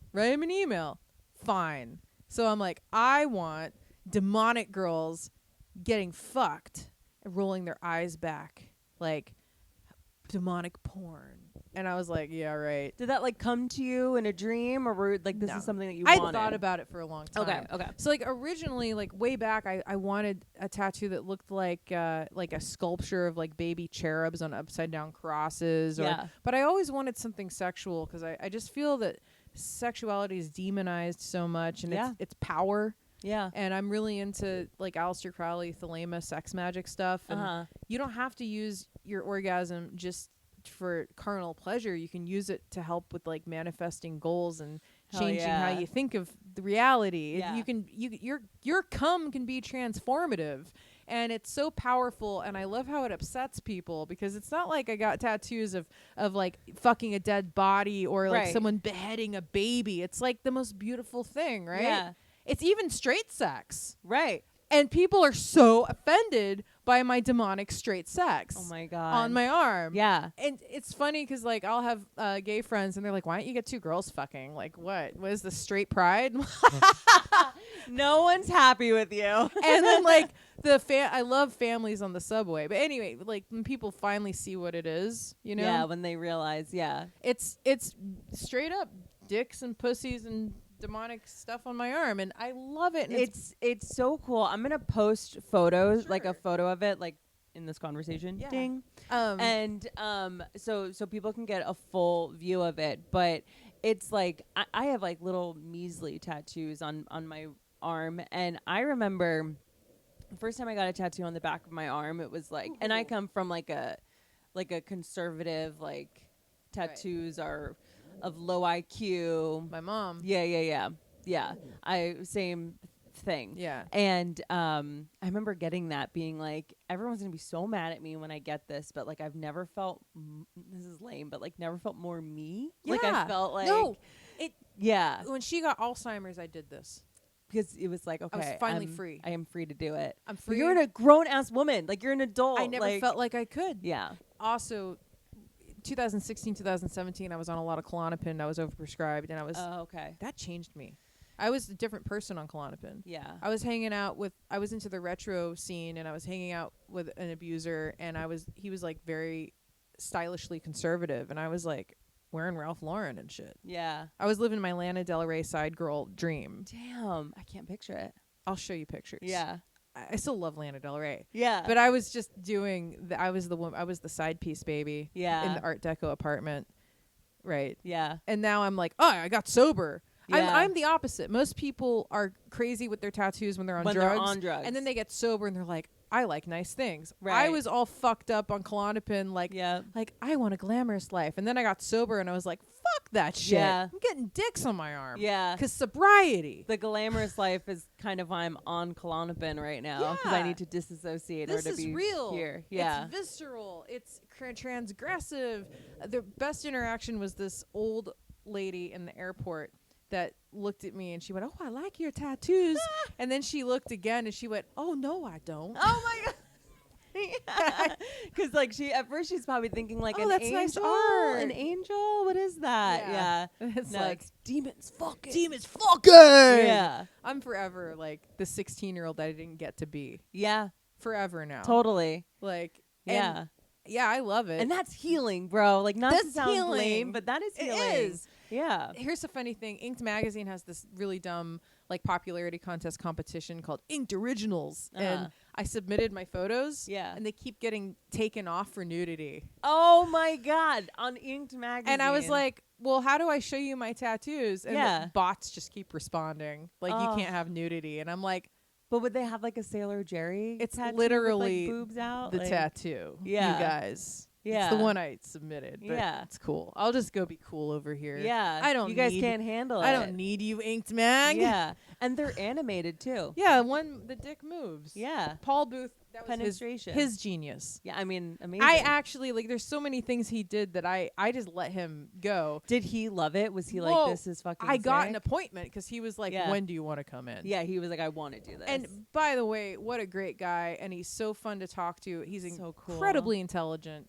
Ugh. We just talked for like 4 hours the first session before Yeah. we started working, because I think part of him wanted to make sure I was in my right mind. Yeah, of sound, mind, and body. You're like, I am sober. And we just hung out and talked about like everything from aliens to like spirituality to the culture and I've hung out with him since in different social settings. Like, he's just a fucking cool person to Damn, talk. dude. He's a really smart guy. Yeah, And he's that's awesome. fucking funny. That guy's funny. Yeah. Like, he's as funny as any of the good comics that you hang with. Oh man, He's got it. that's awesome. Yeah, he's got talented. he's got the timing and the wit. Yeah. I mean- How long did those take? It was like 2 6-hour sessions for both. Not bad. So like 12, 13 hours. Yeah. And I couldn't even tell that one was a cover up until you So pointed there's it out. color Yeah. under it. Well, I'm seeing that now, and Yeah. I think at first glance you maybe think that's a stylistic choice, Sure. but you know, it's Paul Booth. yeah. I mean, The come way on. he uses musculature. It's, Yeah. He studied under H.R. Geiger. Wow. Yeah. Damn, dude. It's like he paints too. Yeah. And he like plays music, and he's a multidisciplinary surrealist. He's a jack of all trades. Yeah. He's cool. Okay, awesome. So when you got them, did you have a feeling of like, oh, old ladies are going to be like, did you have a feeling of like, I'm a little scared of people being... I always get tattoos in the winter. Okay. And then I wear tank tops every day this summer. Hell yeah. Because I can't. I work in an office. Oh my God, you posted the funniest video of you being in an office, being Oh. like, none of these people know I have demonic porn tattoos and that I used to live under a Bridge bridge. and do heroin. I'm making copies. And I'm like, wow, character development. Like, I love riding the subway. I go early mornings, and I love it because, like, I'm around all these I'm miserable too, but, business people. Sucks, yeah. And they're just, like, looking at me like, is this the morning after? Yeah. Where's she going? Yeah, but her, like, makeup is, like, done. Couldn't possibly be going to a job. She can't have a job. Like, I'll show you. And I get a lot of, like, you can see it's not judgy as much as people are just trying to figure it out. Trying to figure it out. Where's she going? Yeah. The fuck is on her arms? Jesus. I've watched the whole progression in people's eyes. Right. And I always wear sunglasses, and I'm just like listening to my fucking murder podcast. Hell yeah. And I just watch the changes in their faces, and I can see the wheels going, and I'm just like, Just trying to survive. there's, I have noticed some men take it as an in. They think, oh, she a freak. Yeah. So it's fine. Yeah. I'll make you regret talking to me. Absolutely. Come this on is over. fun for me. Come on over. I'm a cat playing What with have people said? Well, they'll come over and they'll be like, nice tattoo. And I was like, well, thank you. And then they come and they sit by me. Yeah. And then they want to try to start small talk. Yeah. And I can see it coming. And I know it's about to be, so what does that tattoo mean? Yeah. And I'll just always give them something nuts. And I'll be like, well, you should read about Aleister Crowley's system of magic using the orgasm for manifestation called thelema. And I'll just like go back to my phone. Yeah. Or like I'll just, I'll say something weird and they're just like, what? Yeah. Like that was not the fun That was not the answer I was answer. expecting. Yeah. Or like, yeah, my husband loves them. Right. Yeah. Or like, Yeah. sex is amazing, don't you think? Right. It's the most beautiful fucking thing ever, don't you think? And it's like, okay, so it's kind of like the same thing with catcalling. It's like when someone catcalls, they're expecting you to like either be disgusted or just flat out ignore. But like when you're engaging them, they're like, lean in. Yeah. Lean in hard. Lean in, yeah. Yeah. What do your Yeah. tattoos Okay, mean? so Nothing? I always try to like, I feel like I'll hear about like someone getting flashed and how they're like, I'm mad I screamed because that's what they want. And like, I always try to think like, okay, I'm mentally preparing for if I'm ever flashed to not be like, to be like, oh, nice one. I wouldn't be showing that one off. Yeah. Like I like come up with something witty, You know? can do better. Totally. Like I I don't want to be flashed, but like I fantasize having the ability to not like To think on your recoil in fear and Have to you like had- think on my feet. Have you had the guys jerk off while Oh, looking at yeah. you? So Oh, yeah. You do the thing, right? Don't all the smart girls do this thing where you just look back at them and you go, do it harder, daddy. I don't have that Harder. ability. I want to be that girl. Like that sounds awesome. It's fun. But I'm like, And they usually get up and they walk away. obviously, because that's horrific. I want you to do it faster. Yeah. You're not doing it Okay, right. I'm gonna. You have to give them pointers. Yeah, And if you have that to be like, happens, I don't like the way you're doing it. maybe they'll like Venmo me $5 or something. They don't have Venmo. These guys don't have Venmo. I keep telling all the homeless people, this is fucked up because I was homeless and I used to beg for money. Yeah. And now I'm so judgmental of other homeless people. Really? I'm like, you're not doing this right. You have no personality. Okay, so did you like? Okay, because I have like been outside of Penn Station and someone being like, I just need like. I go through Penn Station every $13. day. Yeah. And I am such a bitch. Yeah. Because when I did it, I was fun. Yeah. I used to do like, hey, can you spare some change for some crack? Honestly, and then they tell would me be what like, you're gonna do with it, and I'm happier to give it to you. and then people would laugh. Yeah. And they give me money. These guys are, it's like when I was stripping.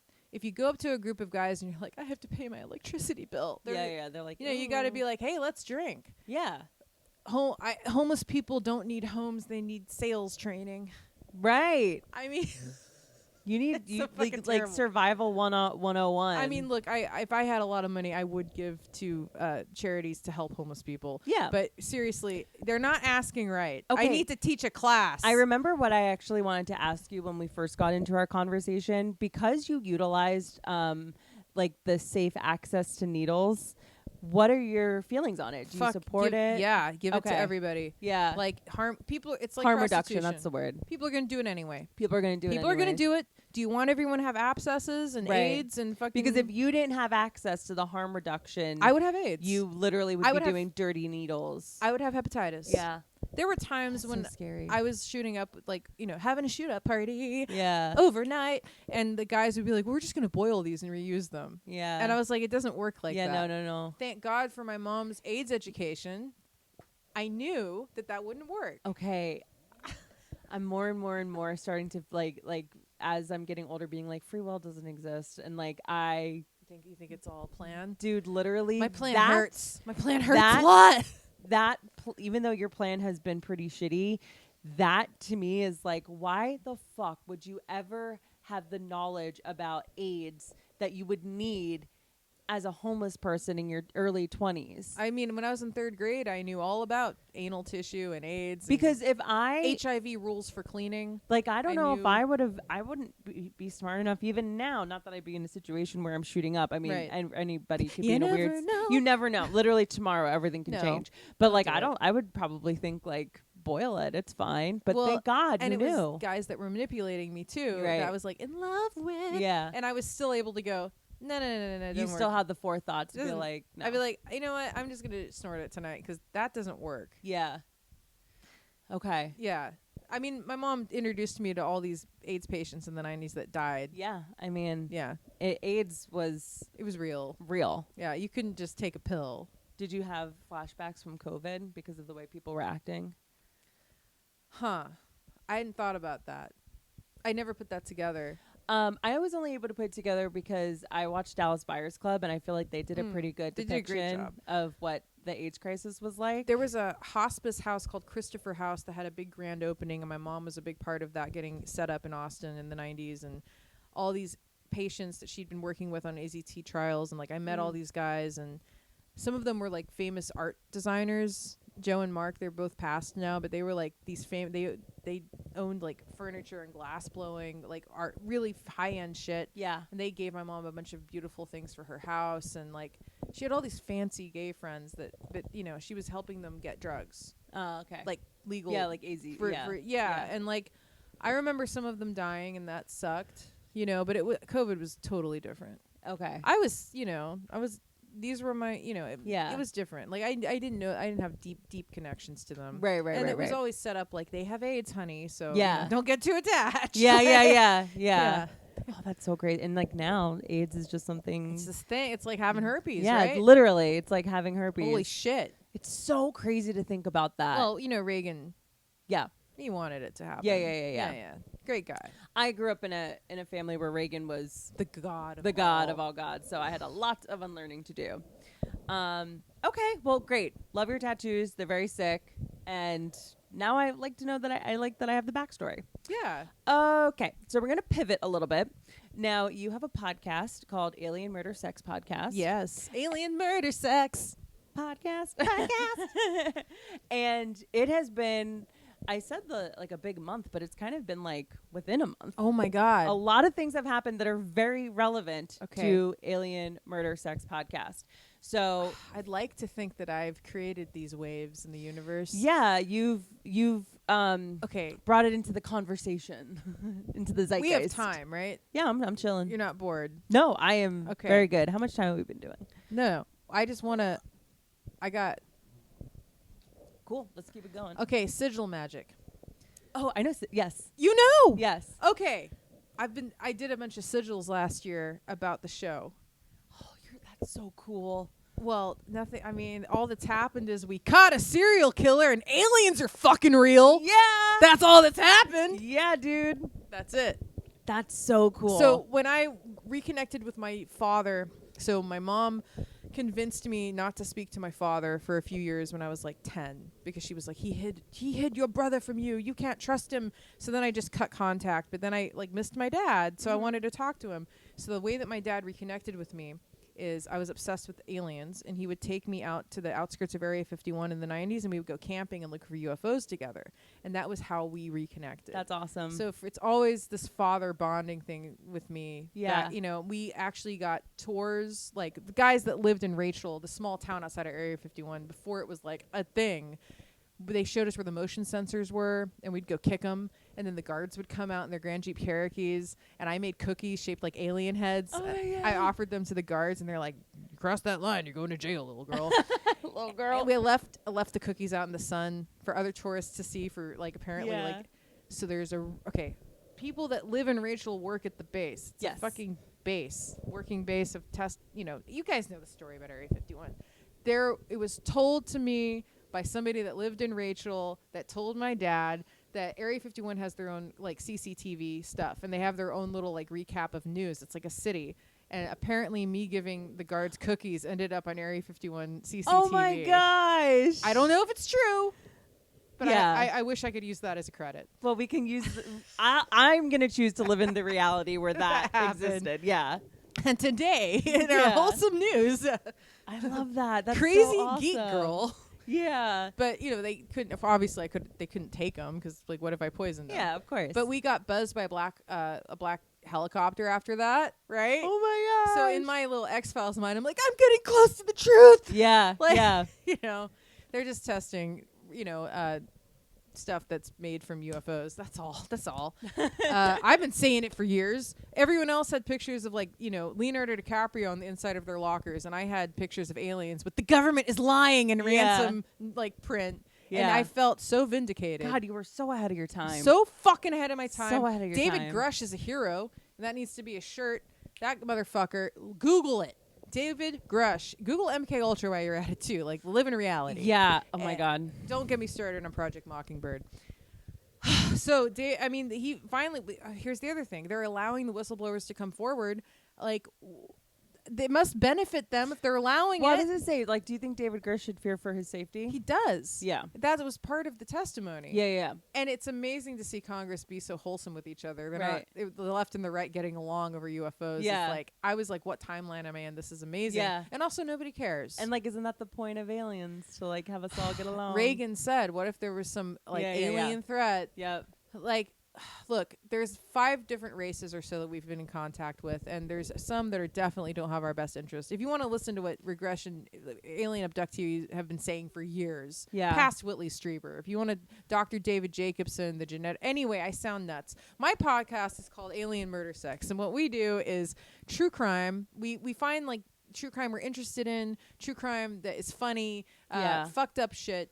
Me and my co-host, her name's Adrienne Cuss. She's my hairdresser, and she's lead singer of the band Bedpan Fight. And we just talk shit. Yeah. And then we do some paranormal stuff, some alien stuff, and then at the end we always watch porn and we review it. Oh, fun. So we'll watch like a minute of bad porn and then talk shit about it. Okay, cool. Yeah, that's awesome. That's the so podcast. fun. Well, okay, the alien thing, you said there's these different species, and there's I'm sure everyone's heard of the Anunnaki. You've heard of the reptilians. Yes. You've heard of the tall whites. You've heard of the Nordics. You've heard of the Greys. Yeah. I mean, so okay, here's my thing with aliens. I think it's cool. I'm all about it.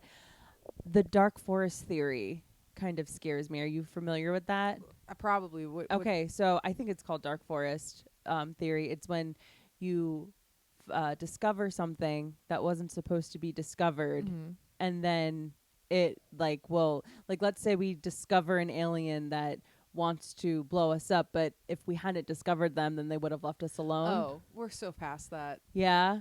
So, look, I don't know. I don't have abduction memories, but if you look at the data of people that have been abducted, if you look at hundreds and hundreds of accounts, there's multiple different races with different agendas. Right. Nobody's trying to kill us, but they're not trying to save us. Right. Like they say, they think the Greys need our genetics for something. Okay. But the Greys lie.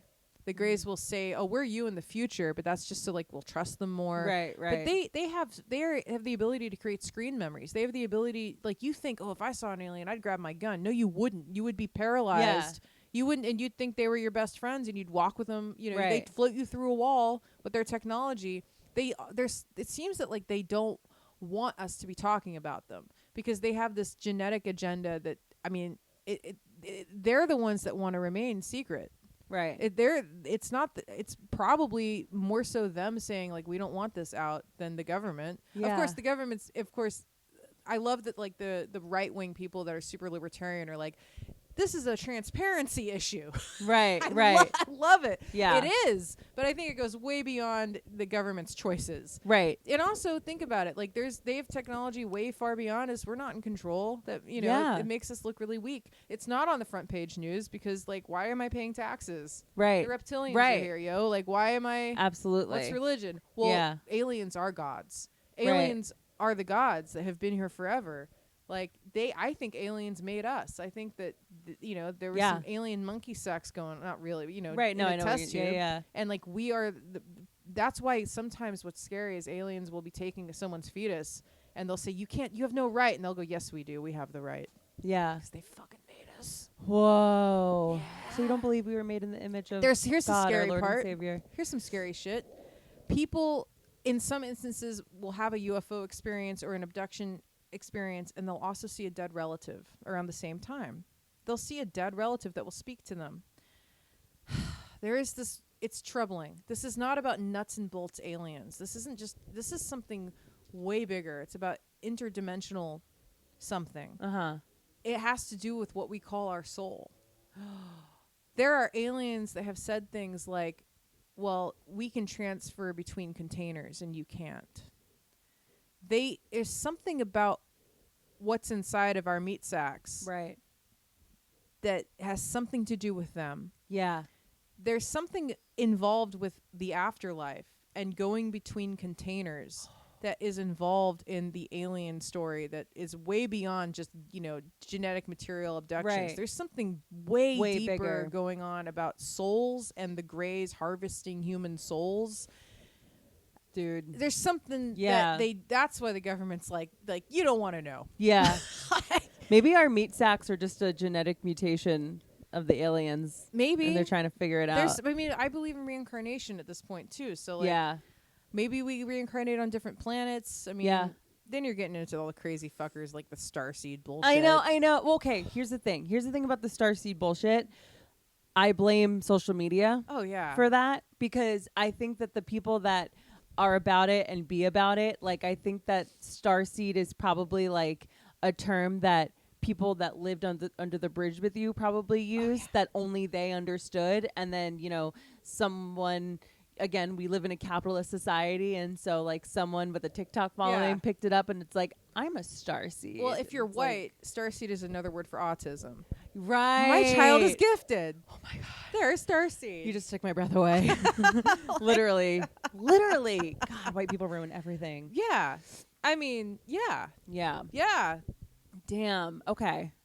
Whew. And then you get into like the neo-Nazis that believe in the starseeds because the Vril Society. Hitler said he was in contact with aliens, and then you get into people saying like the tall white Nordics and all this bullshit, and I'm just like, oh please, this is so much deeper than anything like that. I know. I think when people realize that when you have ideals involved in what you're trying to talk about with aliens, it's like you've completely missed the mark. Like when you're trying to prove your point with aliens. I mean, I don't know. The stuff they're talking about, everyone should go watch the congressional hearing. It's 2 hours. Yeah. And it's mind-blowing to see them talking about interdimensional stuff with a straight face. It's crazy. And craft and non-human biologics and just being really serious about it. And I love it. I was like rubbing one out watching it. I was like, my whole life! Yeah. I watched it with my husband on a Saturday night. Yeah. That's what we did.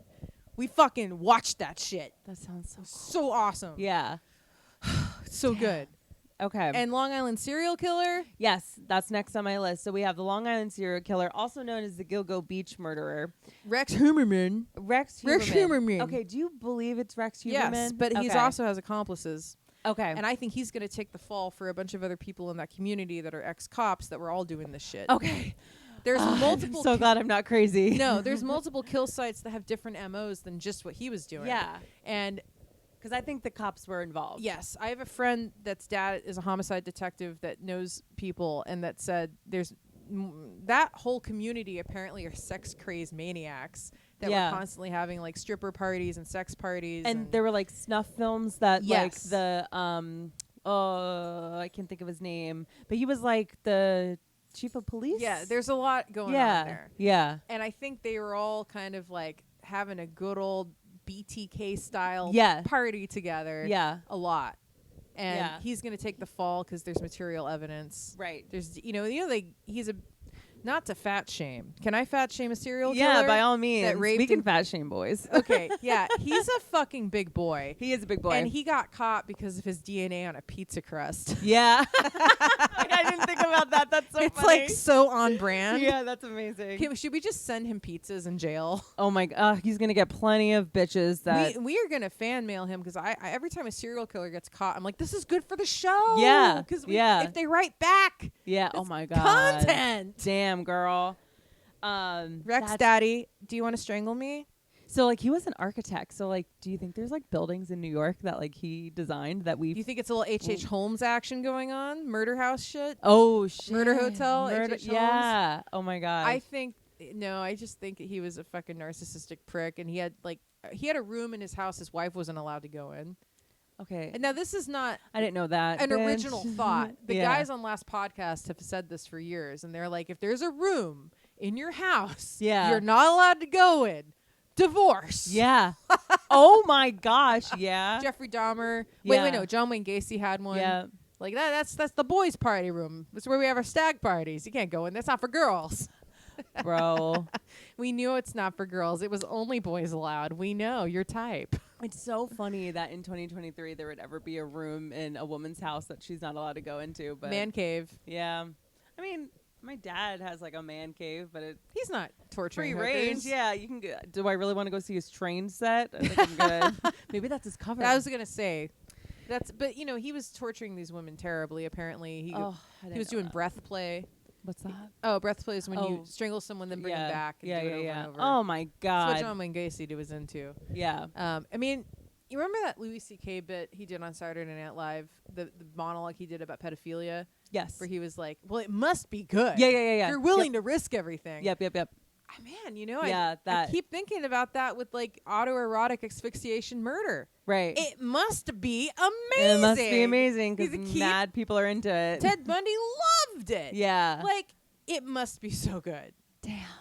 I mean, probably in a past life I've done Yeah. it. Because it's like part of me's like, yeah, if I really hated somebody, but I couldn't do it to anyone. Have you ever had a near-death experience? I mean, I've OD'd, You have. but nothing really happened. Yeah. Do you like remember anything? Do you remember the coming back? I was a staunch atheist for years because I was like, nothing happened, whatever. Yeah. Where consciousness is a byproduct of evolution, and nothing's like when I worked in the morgue, I was extremely there was nothing. Right. And I've gone back and forth there's been times when I was super woo woo. Right. And then I go back to like there's nothing. It all goes black. And then I'll have a feeling and I'll be like, it can't be. Right. And now I'm really high, especially since the alien thing on fucking C-SPAN. Yeah. I'm like, baby, we're back. Yeah. We're yeah. back. Locked And and loaded. I've had past life experiences. We are in some kind of cosmic struggle here with different races of aliens. Like, the shit is going down. When I did DMT, I was told that this was a school. Yeah. And that I've heard that. this is a school, and I was told if you couldn't fail, what would you do? Yeah. And that's when I became a comic. Oh my gosh. I love that. So, like, if you couldn't fail, what would you do? I would watch a lot of reality TV, which is what I do. really? Oh, no. You were like, I liked you, and then you said that. We all got our thing. Okay. It's not my thing. We all got our I thing. watch a lot of porn, so Okay. it's trash TV. Yeah. Totally. Yeah. Just only the people on reality TV are clothed. Right. They're all exploited. Yes. Yeah. Absolutely. And they're all pretending to have fun. yeah. So, Because we all just want to make money. all need money in a capitalistic shit show. Yep. So yeah, we're a witness to the fall of capitalism and the rise of aliens. It's pretty cool. I mean, we're gonna have more pandemics. Yeah. And I've blown it. I can never go be an essential worker again. Yeah. I blew it. You blew that load. Well, for they'll sure. never hire me again. Oh, well, just given. We can talk about it. Yeah, yeah. I can bring my cease and desist and read it. Yeah. I was given a cease and desist about my quote unquote jokes and possible book that I'm writing. Oh my God. Write that book. I am writing that book. Hell yeah. I just never have enough time. So if someone can give me money to monetize my podcast or support me on OnlyFans or Patreon We're doing it. or support my Venmo so that I can work less hours and write my fucking book while I perform comedy and produce a podcast and commute. You know, that'd be great. Yeah. That'd be cool. You like run out of breath as you're trying to get through everything. Right. Okay, wait. We're going to get back to that. The one other thing I want to touch on. The morgue. Well, no, We haven't even. No, we're gonna get to the morgue. I want to quickly. It'll take us just 2 seconds. The very mysterious happenings of we have two men of the same stature. Oh, Bushwick. Yes, The Bushwick. the Mirage. Proud. Brooklyn Mirage. We named him on my podcast. What did we call him? Like Bushwick Bottle Service Killer or Bushwick something. Bottle Service Killer. Oh, that's a good one. I know. Bushwick Bottle Service Ripper. Help us out, guys. Yeah. I'm not great at copywriting. Yeah. Like, what's a good? Okay. So it's like these two. So two young men around the same age range Yeah. were both at this Mirage Club, and their bodies were both found in the same fucking creek. Yeah. Stop. Hold on. Wait a minute. Same creek? Yeah. What kind of a fucking serial killer are you? Yeah. Really? You're just gonna dump in the same place? So- You impulsive. I would be a much better serial killer. Every time I see bad serial killing, I'm like, are you kidding me? Yeah. Have you never watched Forensic Files? Who the fuck do you think you are? Yeah, I mean, it is. Do better. It's 2023. It's like Get pretty, So you know what that tells us? Incredibly impulsive. right. Not calculating. This Yeah. is a process killer, not a product killer. Okay. Doesn't care about the body. Got his rocks off and was like, ew, get rid of this thing. Yeah, yeah. Get dump, it out of here. Dump. Yeah. Yeah. Oh man. Okay. So it's sexual. Yeah. I'm not a doctor. Right. I mean, if you can't tell, Right. not. Totally. So, like, in my vast experience of reading and listening to shit about murder and abnormal psychology and psychopathy and Yeah. great book Without Conscience by Robert Hare, who developed the DSM for how they diagnose psychopathy. Oh, so cool. It's fucking so good. Yeah. They do MRIs on people and they can see their brain doesn't light up the same way. Yeah. It's literally different. They don't have the empathy. Yeah. It's like a disability, but is it? Anyway, Right, big it's- moral questions there. Absolutely. Yeah. So someone is abducting men in the same age range. Yeah. And then killing them and throwing them in the river. Bodies waterlogged. Of course, they're gonna, the autopsy's been done. They're not releasing the findings. but Yeah. I'm gonna go if I'm gonna put 100 Alex on broken hyoid bones and strangulation. Oh my Because god. obviously that's like the hottest way to kill. Yeah. Right? Yeah. Absolutely. It just really it's weird to think about because I guess it could be that they got drunk and stumbled into No. the water, That's really but no, I'm Yeah, no, just no. saying that's like what I've heard. That's the defense. Yeah, the defense because obviously These young men. we literally were talking about Rent, like the city doesn't want there to be a serial killer in Bushwick. Okay, a serial killer means 3 or more. 3 or more, yes. He's at 2. He's at 2. Can we believe in him for a 3rd? I mean, It's in my neighborhood. I he's- don't want my rent going up. Can Yeah. we get number 3? yeah. I mean, listen, I believe in you. we have to get the media off of it because maybe he'll get scared. I don't know. It sounds like he needs this. Yeah. Okay. I don't know. It Interesting. seems like it's a real need. Yeah. Maybe Ugh. maybe he's just gonna do a different creek. Right. Look, I changed it. Yeah. They'll like- never find me now. Yeah. They'll never connect it now. It is A different difficult. club, maybe. different club. Yeah. It is hard though, because how do you gotta chop New York is the hardest place to dispose of a body because it's not the 70s. You can't just put it in Yeah. a foundation anymore. Yeah. Chop it. There's cameras everywhere. Soilex will dissolve a body, but it's an industrial cleaner. Where are you going to buy the Soilex? Who's going to buy it for you? On Yeah. what card? You're gonna With have a paper cash? trail. There's cameras. Where are you going to get the steel barrels? Yeah. Who's selling steel barrels? Yeah. Where's and then I hope nothing happens to your husband because your Google history God. is so damning. I'm in jail. Yeah. The minute anything happens to You're him, done. I'm done. Absolutely. He needs to like make a video being like, I am testifying right now that my wife, Lauryn Petrie, had nothing to do with my dad. Nothing to do with my dad. I've been depressed my whole life. I just Oh my God. No, he's great. Oh, he sounds like a gem. He's a gem. Okay, yeah, so crazy happenings happening in the world of UFOs and killing. UFOs and killings. If only the aliens cared enough to. No, they don't give a shit. We're like they're. It's like watching us, an ant colony. Right. Yeah, right. Look at them go. Yeah. Let it God. Eat their souls. Hopefully they don't like chuck us in the trash or something. But whenever I worry about that, I'm always like, but like the Earth, they according need to the history that like that I've learned, it's like we've been here for a long time. So Mars once had an atmosphere, and Mars has monuments and stuff on it, and the pyramids. Okay, oh my God, look up Carl Wolf. He was a guy working on like lunar orbiter project on the photographs that came back from the moon, and he testified that he was like, look, I saw objects and structures on the moon back then. There's bases on the moon. There were bases on Mars. I think that humanoids lived on Mars previously. There's stuff in Antarctica. Yeah. I mean, don't get me started. I sound nuts. Wait, okay. Do you think we actually went to the moon? Yes. When we said but we I did? think we went, but I think that the footage they showed us was faked. Okay. In case it didn't go well. In case, and then we could still win the space race. Right. So like maybe Stanley Kubrick did help us make footage. But there was also a 10-second delay. Right. And I also think that there's reports that Neil Armstrong was like, we're not alone up here, and they were being watched. But that didn't make it. Right. That didn't make the final cut. Right. And there's people that worked in mission control that are saying this. Yeah. Damn. They didn't even write books. They're not even getting paid. Yeah. They're just saying it. Why aren't they writing books? They're afraid they'll get I don't murdered. know. And Maybe it's not also, now. Yeah, and they're like, I mean, I feel like maybe we'll have some deathbed confessions. Well, don't always trust those. I mean, that's what Day After Roswell was, and that sounds kind of fabricated. Yeah. Kurt Corso. Yeah. There's disinformation. Right. Watch the documentary Mirage Men about disinformation within the UFO community. This guy, Doty, he's basically a spook, and his job is to come in and give disinformation to these, to discredit them. Right. So like the CIA does that with everything. Yeah. Let's talk about the CIA. Anyway. Okay. Okay.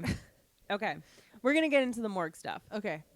So this is what I want to use as a jumping off point because I heard this and I was like, what the fuck? Okay. So you used to work in a morgue, and in a clip from the podcast, you were talking about how during quarantine, there were many bodies that came into the morgue that died from overdoses. Right. And the prevailing cause of death was fentanyl. Fentanyl. Yes. So you described the process of determining the drugs in the deceased person's system as like a high-end pregnancy test that would be dipped into urine, and the panel of drugs would test. That's how you would determine it. Okay. How the fuck does the morgue get the urine sample from the body? Oh, sweetie. Oh, sweetie, you're full of juice. Yeah, okay. You're full of okay, juice. so I'm thinking like when I die, though, it doesn't all don't come I out. expel? Oh, okay. A lot of it. So if you dig down into those bladders, It's in there. usually, And I'm hydrated. so it's different. Everybody's different. Yeah. If there is urine, we get into that and you just dip it in. Most of the time, there's some urine. When you dig into the bladder, when you cut it open, you get in there, there's urine. Yeah. It's in there. Oh, man. There's, dead bodies bleed. Yeah. There's all kinds. There's Campbell's soup in there. So there's ton to work with, you're There's saying. a lot to work with. Yeah. There's shit. There's piss. There's oil. It looks like mushed up pizza. There's fat. Yeah. We are just these giant meat sacks. Did that, working in the morgue, did that help put the idea of us being in a meat sack into perspective, or did you Yes. already know we were in a meat sack? I knew because I used to look at crime scene photos for fun. So Uh-huh. like intellectually, I was like, well, Yeah. that's what a gunshot looks like. Right. That's what decomp looks like. Right. That's it. But really, like it being in my face and having my elbows in it, Yeah. really is existentially shattering. Yeah. And yeah. now it really, I was really good about it because I can be very clinical and just separate. Like, I have this amount of time to get this amount of stuff done, and I have to follow this procedure, and I'm doing it like it's kitchen work. Yeah. I'm just doing it. Or like this is like a dummy. It's like not like a actual. It smells terrible, but I'm just doing. I have to get through this. Let's get through the day. I got to do this. Yeah. But it really did change the way I look at people walking around. Yeah. It's hard for me to even think that I have intestines and a heart and a brain inside. Like, that's crazy to me. Yeah. Like, I used to sit and look at my own stomach after doing autopsies all day and be like, oh, I'd have to cut through this layer of fat when I think about my weight. Yeah. Because I was so judgy with, like, dead people. Right. Okay. Bad tattoos. Mm-hmm. She needed to lose that pouch. Right. I have to change my scalpel because she's fat. Oh my gosh, that's crazy to think about. But it's true, because when you're doing the Y incision, yeah, it's harder. You know, you go around the belly button, yeah, you go down, and like if someone's super fat, you're yeah, like, this is extra blades. yeah. If someone's really big, I mean, I was 210 pounds when I was doing this. Yeah. I had no room to talk. Right. You weren't seeing it was like a mirror and like you weren't seeing it. No. But then I would go home and I'd be like, oh my God. Oh my God, yeah. I'm going to make some work text day bad. Right. Because the bigger you are, it's harder to move you. Yeah. Like, I look at really big people now and I'm like, you're a 4-person job. Yeah, that's how you like, that's the unit of measuring I your don't brain. want to do your intestines. Yeah. I don't want to open them. Oh my God. Like, so like, okay. It fucks up the way I look at people on the subway. I mean, I'll look at super fit people and I'll be like, you're a quick autopsy. Like, if you're not a murder. But, you know. Right. Just bigger people take longer. Yeah. There's, like, you know, you have to clean the bowels for the doctors. You have to pull the intestines out and use scissors and just, like, open them and go through them. And really just to, like, see if there's anything. everything has to be ruled out. Even if it's so stupid. If someone gets shot in the head, you still take out all their organs. Yeah. Dude, tell me about it. That's crazy. I do a joke. It's true. This guy got run over by like 9 subway trains, and they brought his pieces in and did an autopsy. Okay, that's like overkill. No shit. Yeah. But it's like, it's just paperwork, liability. It's what you do. You know, insurance. It's literally because of insurance. Lawyers, honey. Yeah. Lawyers. Yeah. But if you we know, didn't have lawyers, we wouldn't need lawyers. Somebody, you know, they get shot in the head. You still, you measure and document every single piece of trauma. Yeah. Every bruise, car wrecks. We know how they died. But, you know, let's determine for the family, did they have a heart condition? Did they have this? Was this happening? Whatever. Was there a cancer? And whatever. Right. Just everything. Yeah. Wow. I wonder if... Okay, so I have a story. So, as we discussed before we, started rolling, I lived in my building 8 years, right? So I've lived here a long time, and when I first moved in 2016, my landlady lived on the ground floor apartment. She was an elderly woman, and her adult son lived on the first floor apartment. Well, neither are with us anymore. You smelled it. Yeah.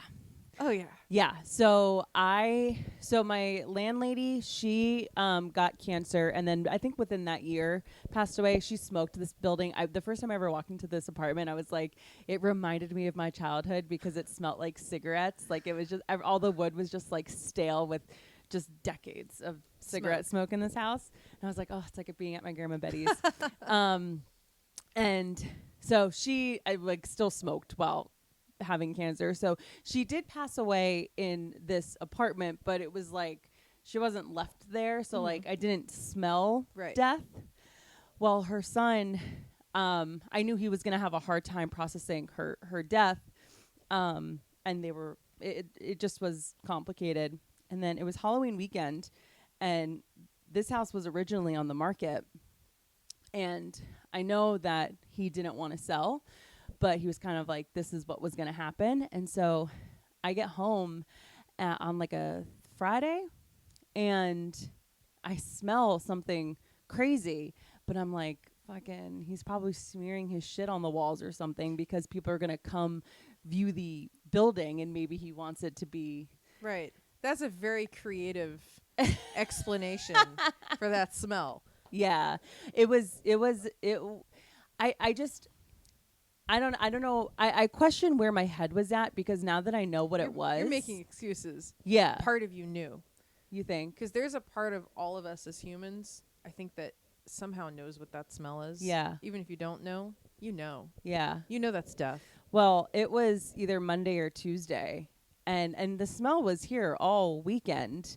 And that's actually something that I kind of kick myself for, because I'm like, why didn't I why didn't I know? And but like it just didn't even cross my mind. Yeah. And It's a smell that it makes things feel uncanny and off. yeah. You're like, I don't know what it is, Yeah. but something's not right. Yeah. It's all of your primal biological, like everything that we, as humans, we're designed to be repelled by that Right. smell. Yeah. This is ancient. Yeah. So you're smelling that, and there's something genetic memory in you knows what that is. I'll never forget it. And I know the moment I smell it again, I'll know exactly what it is. And And now I get a little hyper vigilant about it. I smell it now, and I'm like, Yeah. you know what's fucked up is when I smell decomp now. All I think about is Cardi B's song WAP, because that was what was on the radio the whole summer. No, yeah. In the morgue. Yeah. So we'd be like, doing autopsies, Yeah. and WAP came on like, 6 times in a Yeah. day. And there's water guns on the sides of the tables, and we'd be cleaning the autopsy tables Okay, off, yeah. and like sometimes like spraying each other with water guns, like girls would be twerking to WAP in the Yeah. autopsy room. Yeah. And I'm like, I will always think of wet ass pussy when I smell When decomp. you smell decomp. Hopefully you don't have to smell decomp too many times. I've Now that you smelled don't. it, like, it's not, I mean, I've smelled like dead animals since I worked in the morgue. And Yeah. I was like, 2020. Yeah. Yeah. Quite the year. Yeah. And this kind of haunts me, and I don't think I really process this, but so I am working from home. It might have been a Tuesday, and I get a call from the person that used to live beneath me. He has since moved out because he was like a family friend. He knew the guy that passed, and he calls me and was like, so and so passed away, and I was like, I knew it. I knew it. And he was like, I know. I just want to let you know, like, the cops are going to be here. So-and-so's going to be here. Yeah. And so he's like, you have to come outside, and the cops want to ask you some questions, whatever.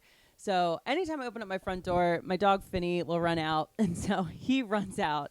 And because there's this gate that separates, like, the foyer from the basement apartment, Finny runs straight down there, and the doors were all open, so I was afraid Finny was going to run out into the street. So I had to run through the ground floor apartment, and I caught a glimpse of The body. but and uncovered? the smell uncovered. Oh, cool. It was like Rotten. It was just, the cops were just Was like, it green or was it brown? I remember like a green Yep. look, because he had been there days. So, yeah, green is the color, baby. Yeah. We all turn green. And We all bloated. turn green and bloated. And with veins bulging, and dicks get full of gas, and they all stand up like elephant dicks. Really? Yeah. Oh You can my pop 'em. God. It's gross. My neighbor's death was, I've had many instances where I realized, alcohol kills people, but that was the first time where I was like, a few weeks later, I was talking to my downstairs neighbor about it, and I was like, what was the deal with him? Like, because I thought that my landlord's son maybe had like an autism or something, and he was like, Kelly, he had something called wet brain. He drank so much throughout his life that it just, like, his brain became just lubricated, basically. Pickled. Like his liver. Yeah. And when, our landlord died, it just sort of, he just drank himself to death. And like, I had a grandfather that died from alcoholism. Like, I've heard drank yourself to death. Like, I've heard that, but that was like my first time, like, in my real life realizing that. And I was like, oh my God. Like, You witnessed it. yeah. Yeah. It was really crazy, and it really put things into perspective. Right before I worked in the morgue, I was in a bad relationship with a fucking actor. And he was an alcoholic, and he had been abusive, and I'd broken up, and I was moving out. And I went back to get my stuff, and he was passed out on the floor. So, apartment with no windows. We had bed bugs. It was a disaster. And he was passed out on the floor, and I was like rolling my eyes at him. I thought he was just drunk. Yeah. I'm like, what do you need? Do you need me to call an ambulance? And he was like, couldn't even talk, and he was like mouthing it. And I was like, I should just leave him here to die. And I called my friend, and I was like, okay, here's the situation. What should I do? And he was like, call an ambulance. Yeah, I was yeah, like, okay. So I took him to the hospital, and he had full-on jaundice, Wow. yellow. And then I stayed with him for a little bit, and then I went to get the rest of my shit, and I left. And Yeah. his family was like, you left him at the hospital. And I was like, Yeah, no. yeah. He's not my fucking... He's not my yeah. deal. And Yeah. you're lucky I took him to the Yeah. hospital. But anyway, I saw the full jaundice, yellow. He was like shitting his pants. He couldn't talk. It was like he very nearly died. Yeah. And then when I worked in the morgue, I saw jaundice all the time. All the time. I was like, holy shit, he was really close to death. I mean, especially like I really think that we don't talk about enough how like the collective trauma of what 2020 was, but the amount of people that died from alcohol and drugs. It was OD. I talk about it in the joke I do, but it really was just suicides, yeah, ODs, and fucking not a lot of homicides until later. Yeah. And I do a joke about it, but it's true. When we started getting homicides, we were like, oh, things are going back to normal. It was almost like the spring back. Yeah. People are going outside. Yeah, instead of killing ourselves, we're killing each other. Leaving the house. Yeah. This is great. Yeah. They're dying with masks on, too. Right. We saw stabbings with masks. Yeah. And the doctors were like, oh, well, look, he had his He had mask on. He was a good person. That's good. Look at Yeah. that. He was being conscientious. Yeah. He did a personal killing with a mask. Yeah. Which is like, what? Yeah. You don't want to get COVID, but you're going to stab You're gonna someone. stab to death? someone. Love it. Oh my god. Love it. Crazy. It was nuts. What I don't know why I feel hesitant to ask this. Maybe because Do you've it. been asked this before. But what was okay. like the craziest thing that you saw come in the morgue? The dildo maggot story. I gotta hear it. So I didn't pick this body up, but the story is that the guy. So I was part of the autopsy, but the guy had been. He had roommates. First, let's just paint the picture. He had roommates, Okay. and he's a decomp. Oh. Best roommates ever. Yeah. How long do you wait until you call the Right. cops when it starts to smell like death? Yeah. They were in denial. Yeah. Or they're like, oh, that's just The him. same room. Like, yeah. This Wait. is at least He's 4 floors down. been in his room for a Yeah. while. I guess he's just doing his thing. Yeah. Quarantine, right? Yeah. So he had shirts soaked in amyl nitrate wrapped around his head. He had a big dildo shoved down his throat and a big dildo up his ass. Oh, so he was jerking off. Autoerotic Yeah. asphyxiation from both ends, baby. Damn. Hope he was happy. Yeah. Hope it was good. What a way to go. Full of maggots. Damn. But so they bring him in, and I'm working with a doctor who, let's start this out. Wonderful guy. I'm sure he's sick of hearing me describe him like this, but it lends itself to comedy. I'm so sorry. I won't ever say his name. Yeah. He's a very intelligent, lovely person, but he's a 400-pound doctor. Yeah. This is hilarious. And he loves sex crimes. Uh-huh. And he came in and he went, oh, good. This is so exciting. And I had to remove the dildo from the guy's ass, and like a pound of maggots came out, and they're hard to kill. Yeah, and they're catch. everywhere. They're Powdered bleach is the best you can do. yeah. And then Do like they just kind of like disperse everywhere? yeah, and I'm like stepping on them. Oh, I'm like, this is so metal. Okay, did you scream? No, when the I was maggots just like, came out? fuck. Ah. Fuck. I mean, it seemed to me that most other people that work there didn't enjoy it, and they were just like, whatever, it's a job, like I don't give a fuck. Yeah. And the whole time I was there, I was like, you guys, this is just like that Cannibal Corpse song. Yeah, yeah, you yeah, guys, yeah. why aren't we Yeah. listening to Typo Negative? And like, shut Yet the fuck again, up. you were being about it. You were living the lifestyle. And they're like, shut the fuck up. yeah, Like, just shut up. yeah. And then he had a dildo down his throat, and he had bite marks, right? From Mhm. and Yeah, yeah, we yeah. had to match up the teeth indentions to his, and Yeah. so I had to like face fuck him, Oh my god. and that was when I had one of those "How did I get here?" moments. Yeah, absolutely. Oh my god. So that was like, I mean, that's the craziest fun, yeah. craziest bad. Yeah. This was in the post, so I one part of the cease and desist I got was you were talking about specifics, and I'm like, I haven't violated HIPAA because I don't know anyone's fucking name. Yeah, you're not naming anything. Like which guy that got run over by trains? It Right. happens all Yeah. the time. Yeah. Like I never didn't sign an NDA. yeah. It's a confidentiality agreement for while I worked there, not in perpetuity. Right. Get your fucking legal team in order. Make people sign NDAs. Right. I've had lawyers look at it, OCME, and you're full of shit. There were misspelled words in your cease and desist as well. Did ChatGPT write this? Worse, Ugh. a bad lawyer. Yeah. Oh god. Someone that was paid money. But this was in the Post. You can look this case up. It's public record. A woman in Hell's Kitchen jumped off a building holding her daughter. Oh, for Christ's sake. That was rough. Yeah. And How old was the child? 4. Ugh. So I was working on a different case, and then the person doing the child autopsy it was their lunch, so then I had to fill in, and Ugh. I did the head cut on the kid. Oh. So that's when, they're going to get an open casket. So you went, and I was still like new at doing head cuts. And I was like, I took it so seriously. I was like in it because I didn't know, I didn't have any other options for income. Right. So I was very serious. I was really hard on myself. And it was nerve wracking because I wanted to do a good job. Yeah. But, I just had to pretend she was a doll. They were, okay. They were doing an open casket. Okay, it when was you fall off a building, like jump. Sorry, not fall. It was interesting because the top of her looked like she was just sleeping. Right. The bottom of her looked like she was burned. Like it was black, like charred black from like the impact. The impact. And that's something else. There were all kinds of things I learned about physics and bodies. Yeah. One time I was walking by a corpse and the doctor was like, "Oh yeah, he jumped off a building." Yeah. And I went, "Wow, you couldn't tell." Yeah. And I said, "Wow, he looks fine." And the doctor went, "Wait until we open him up." Right. It's all jiggered. Yeah, your ribs are inside your heart, have punctured your lungs, and it's all just like, ugh. That's so, because like I guess I never thought of that. Like it can happen. And other times you look at a jumper and you're like, definitely. Yeah, it's absolutely. Like, everything's like you smushed, half the head's smushed open, skulls, brains hanging out. There was like funny little things, like someone would die in getting shot in the head. Yeah. But like their fake eyelashes were perfect. Right. Like still on. Yeah. I was like, this is an advertisement. Right. For these lashes. Yeah. Like, what? Yeah. Oh my gosh. There's just like little things that stick with you that are weird forever. Do you ever like have dreams? Yeah. Yeah.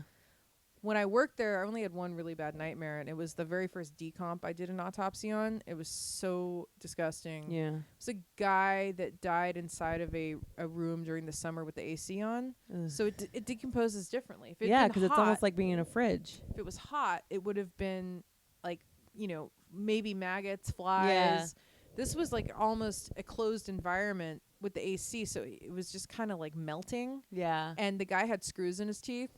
So perfect smile. Yeah. But the face is melting. Oh, that's so fucking weird. So it was like that. Yeah. With like the so eyes creepy. bulging out. Yeah. And I had a dream that night the dream was that I woke up in my bed and I could smell the body next to my bed. Yeah. And then I woke up. Yeah. Oh, like God. it was in my room. Yeah. Yeah. Oh, that's crazy. I had dreams when we were working overtime a lot. I would have dreams that we had to take bodies home with us. Yeah. I had a bunch of dreams about like, I gotta take it home. Yeah. I feel like I have a dream of like a body like being on the subway or something, like on its way to the morgue. Yeah. I mean, it was crazy. I had like, I can learn anything with the right training. That is a very corrupt agency. Yeah. They don't treat people well.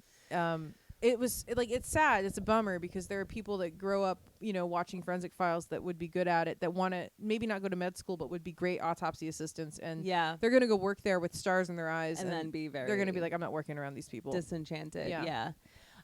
So what are you, after working in a morgue, like what are your feelings now? Like, do you think that like, the idea of like a dead body being defaced in some way, like, do you think that matters? Like, what are your feelings on that? Especially giving your perspective of like this just being meat suits and like reincarnation and this is a school and all that stuff. Personally, I think like funeral homes and embalming is fucking stupid. It's just a way to make money. I'm and like, a way to, it was on. from religion. Fleecing people. Yeah. Like, they're expensive. It's like 30. It's like, well, if you loved your father, you'd buy this casket. Yeah. So fuck yourself. I know. Set me on fire. All the men in my family are like, just put me in a fucking. Yeah. Don't do not spend money on this. The part that it's interesting. The part that really bothers me is I had a friend die that worked at the morgue who was my supervisor. And it really got to me that she was going to be autopsied by all of my old coworkers. Yeah. And it really, really got to me because I know how people treated those bodies. Yeah. It becomes like you're working in a kitchen. Right. Get the body on the table. Get the body off the table. Give me that shit. They used to complain that I was taking too long cleaning the body. They're like, come fucking hurry up. Can you sew faster? Can you sew that shit up faster? Wow. Come on. And I wouldn't want my dad to be, I don't want to be autopsied at the Manhattan morgue. Like, holy shit. Because it's assembly line. Yeah. It's not, it's just not. Right. We would get babies and I saw doctors say to techs like, hey, that's somebody's child. Like, come on. Yeah. You know, because like you get the head falls off the block, Oh, and people are just God. like, you know, people. There's being hard with it. Yeah. Yeah, because Yeah. you know, when you're desensitized that much, Right. it's just like, ugh, like I just want to go to lunch. Like, Yeah. Yeah. I don't think there's anything to bodies, but then like when I think about people I know, and I'm like, I Right. wouldn't want. Yeah, and you're like, that's devastating. I wouldn't want them to be treated like that. Right. But at the same time, just like give me a Viking funeral and put me in Yeah. the ocean. Yeah. Yeah. Set me on fire. I mean, I have no credentials. Like to anybody that wants to do this stuff, like you can just go do it. You don't need a degree. I It's just remember butchery. I remember being like when like you said that you were working at the morgue and you said that you didn't have credentials. I thought for sure that would be something that like you need. So you're just an assistant. Yeah. So literally, the doctor is making all the determinations. They're right. you know, cutting the Cause organs of death open and stuff. and you're just like handing them the brain, learning how to take the organs out, evisceration. Right. That's it. And you're cleaning, and Yeah. you're taking the blood samples and following their directions. Yeah. It is like it's like being a fucking like corpse waitress. Wow. Like it's Yeah. a lot of doing dishes. Right. And cleaning knives and whiteboards, and just you take the heart out, you weigh it, you write it down. It's just Yeah. it's like being an assistant. You just got an intense anatomy lesson Yeah. when you started working there. Yeah, I mean, but you don't need any credentials at all, So crazy. and it doesn't pay well. And that's crazy. and you also have to go get the bodies out of the houses and carry. Yeah, I feel like you know how like when you go to like when you fly on a plane, like the people that take your tickets is a different job than the people that are on the plane You being would the think. wait like with stewardesses and whatever. You would think that's a different job. It's not. And that probably feeds into the disrespect, we'll call it, of the bodies when they get there because it's like, oh, you fucker, you were so heavy to get here. Yes. Oh, that's a thing. Yeah, I would imagine as such. Somebody dies on the 3rd story with no elevator, and Yeah. then the straps on the stretchers aren't made to go over those Yeah. bodies. They don't fit. Right. You got cops waiting outside. Do you imagine getting off out of this building? So we would have to. What we would do is we would take bed sheets and cut them up, and then we would tie them on the stretcher and like just ghetto rig it, Yeah. and you know do what you got to do to Oh. get that body out. Wow. And then it's 2 of you like huffing and puffing, Yeah. and you finally get that motherfucker there. Yeah. Now we need to put him on the autopsy table. Yeah. The next day, we got to do it again.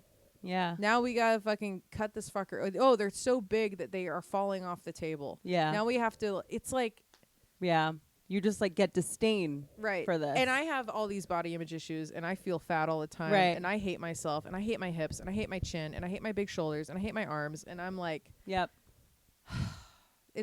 it brought up a lot. Yeah. I ate a lot while I worked at the morgue. Oh, you can't. How do you I would eat? imagine. Because I fucking hate myself. Yeah. Like, It's and emotional. I was having like a lot of internalized hate. I was seeing Yeah. all these fat people dying of COVID. Yeah. And I was like, oh, I'm fat. Right. Oh, they're fat. I'm fat. Right. It was a lot.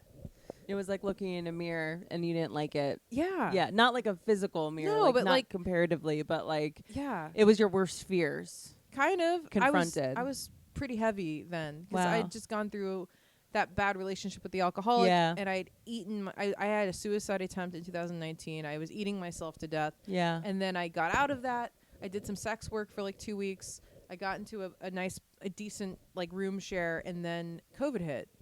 That's why I went to work at the morgue because I was like, I So gotta much happening in succession. boom, Oh my boom. God. And then I had a terrible abusive roommate that got stuck with me during quarantine, and it was the worst. Oh, that's hell. It was hell. It was hell. That's hell. It was hell. So when did you get married? 2021. Oh, I didn't know that. Yeah. Damn. Did you even post about it on? Yeah. Maybe we had I a like Zoom wedding. Oh my God, you had a Zoom Yeah. wedding. Damn. How'd you meet your husband?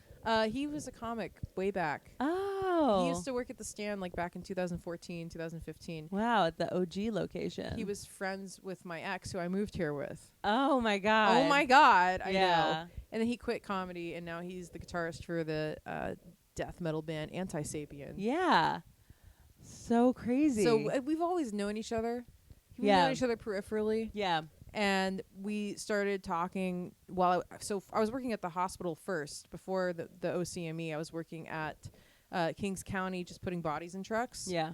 And then because that was a temporary job, and then because I had that, they hired me at the office of the chief medical examiner because like they were able to pay me like $2 more because Right, I'd handled bodies. Yeah. But I was like sexting him the whole time. Yeah. We were like, just, you know, I hadn't had sex in 6 months. Yeah.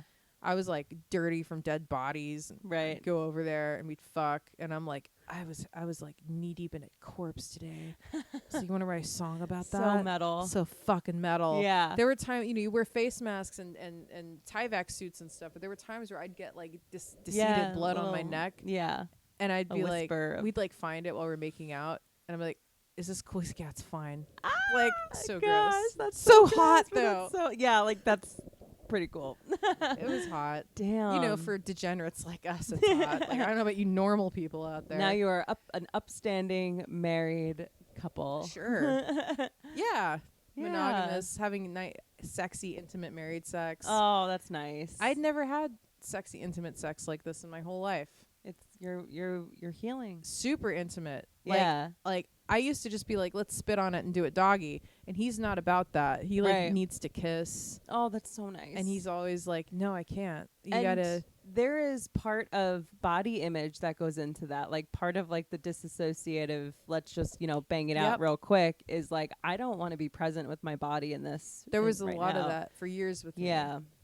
Yeah. Yeah. And it was also me trying to take back power and Absolutely. now I'm like it's very really layered. being sober and Mhm. vulnerable.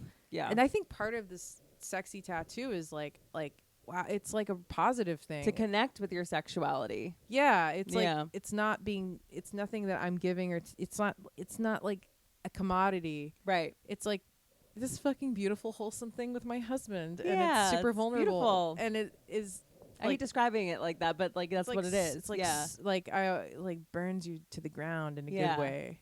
Especially with you having that connection to sex magic, like it's layered. There's a Yeah. lot. Yeah. Trying. Yeah. Oh man. It's a lot. So like when randos on the subway are like, "What's your tattoo about?" and You're like bitch, you have no fucking idea. I'm about to ruin your life. I like anal. Like yeah. It's not that simple. Ever been in a dead body? I have a demon fetish. What's up?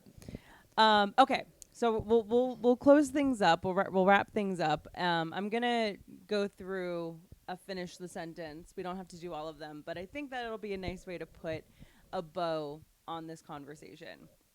Okay, so I'm just gonna say it. Okay. I'm gonna. It's meant to be fast, but We'll see what I got. cool. All right. Okay. So finish the sentence. A mistake I'll never make again.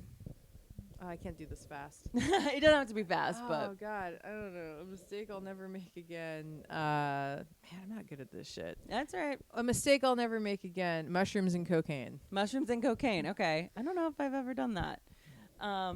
We'll say for the record, I have not. When I look at a photo of my younger self, ...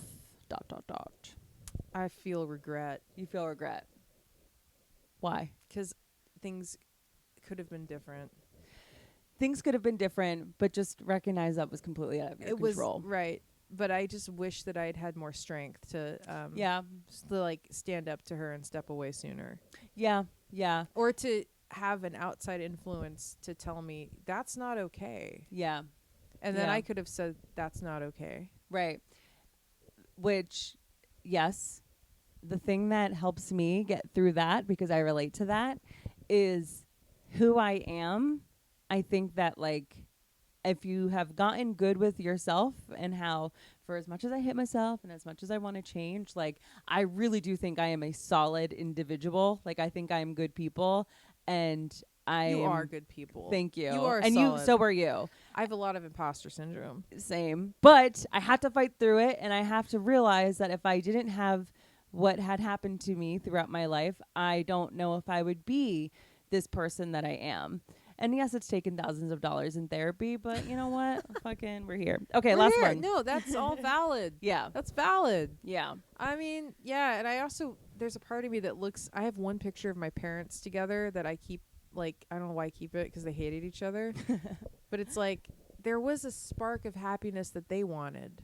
Yeah. There is a piece of it when you're in a relationship, even though it ends bad. There's that time when you think it could be good, Yeah. And it's so bittersweet to see them smiling with each other. Like there was a point when they thought there was something there, and I'm the result of that Yeah. dream. I saw this divorce lawyer on TikTok who was being interviewed, and they were asking him like his view on marriage being a divorce lawyer, and he said, "Here's the thing.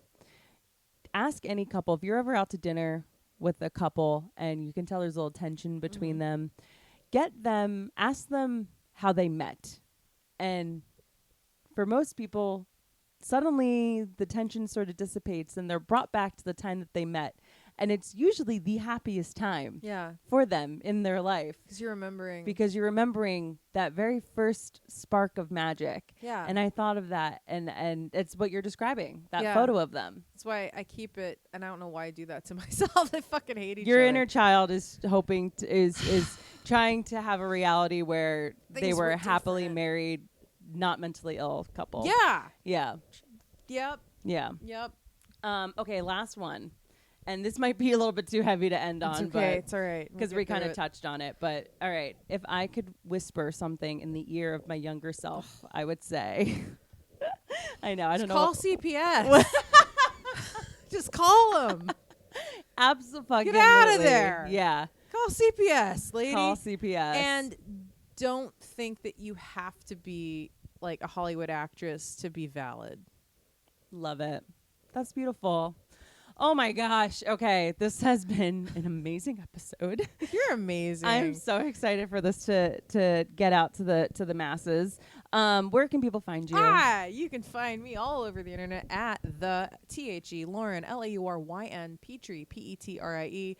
That's on Twitter, on Instagram, on Threads, on Blue Sky, fucking on. Just please subscribe to my YouTube. Also, my podcast, Alien Murder Sex, YouTube, and then on Instagram and TikTok, it's Alien Murder SEGS, because sex, the algorithm does not like it. But we really, we're a year in. We have 35 episodes.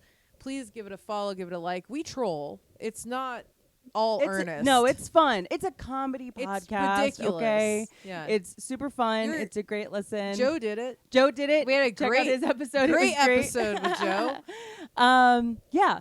So check Lauryn out there. I'm gonna have all that information in the show notes, and have a good one. Bye.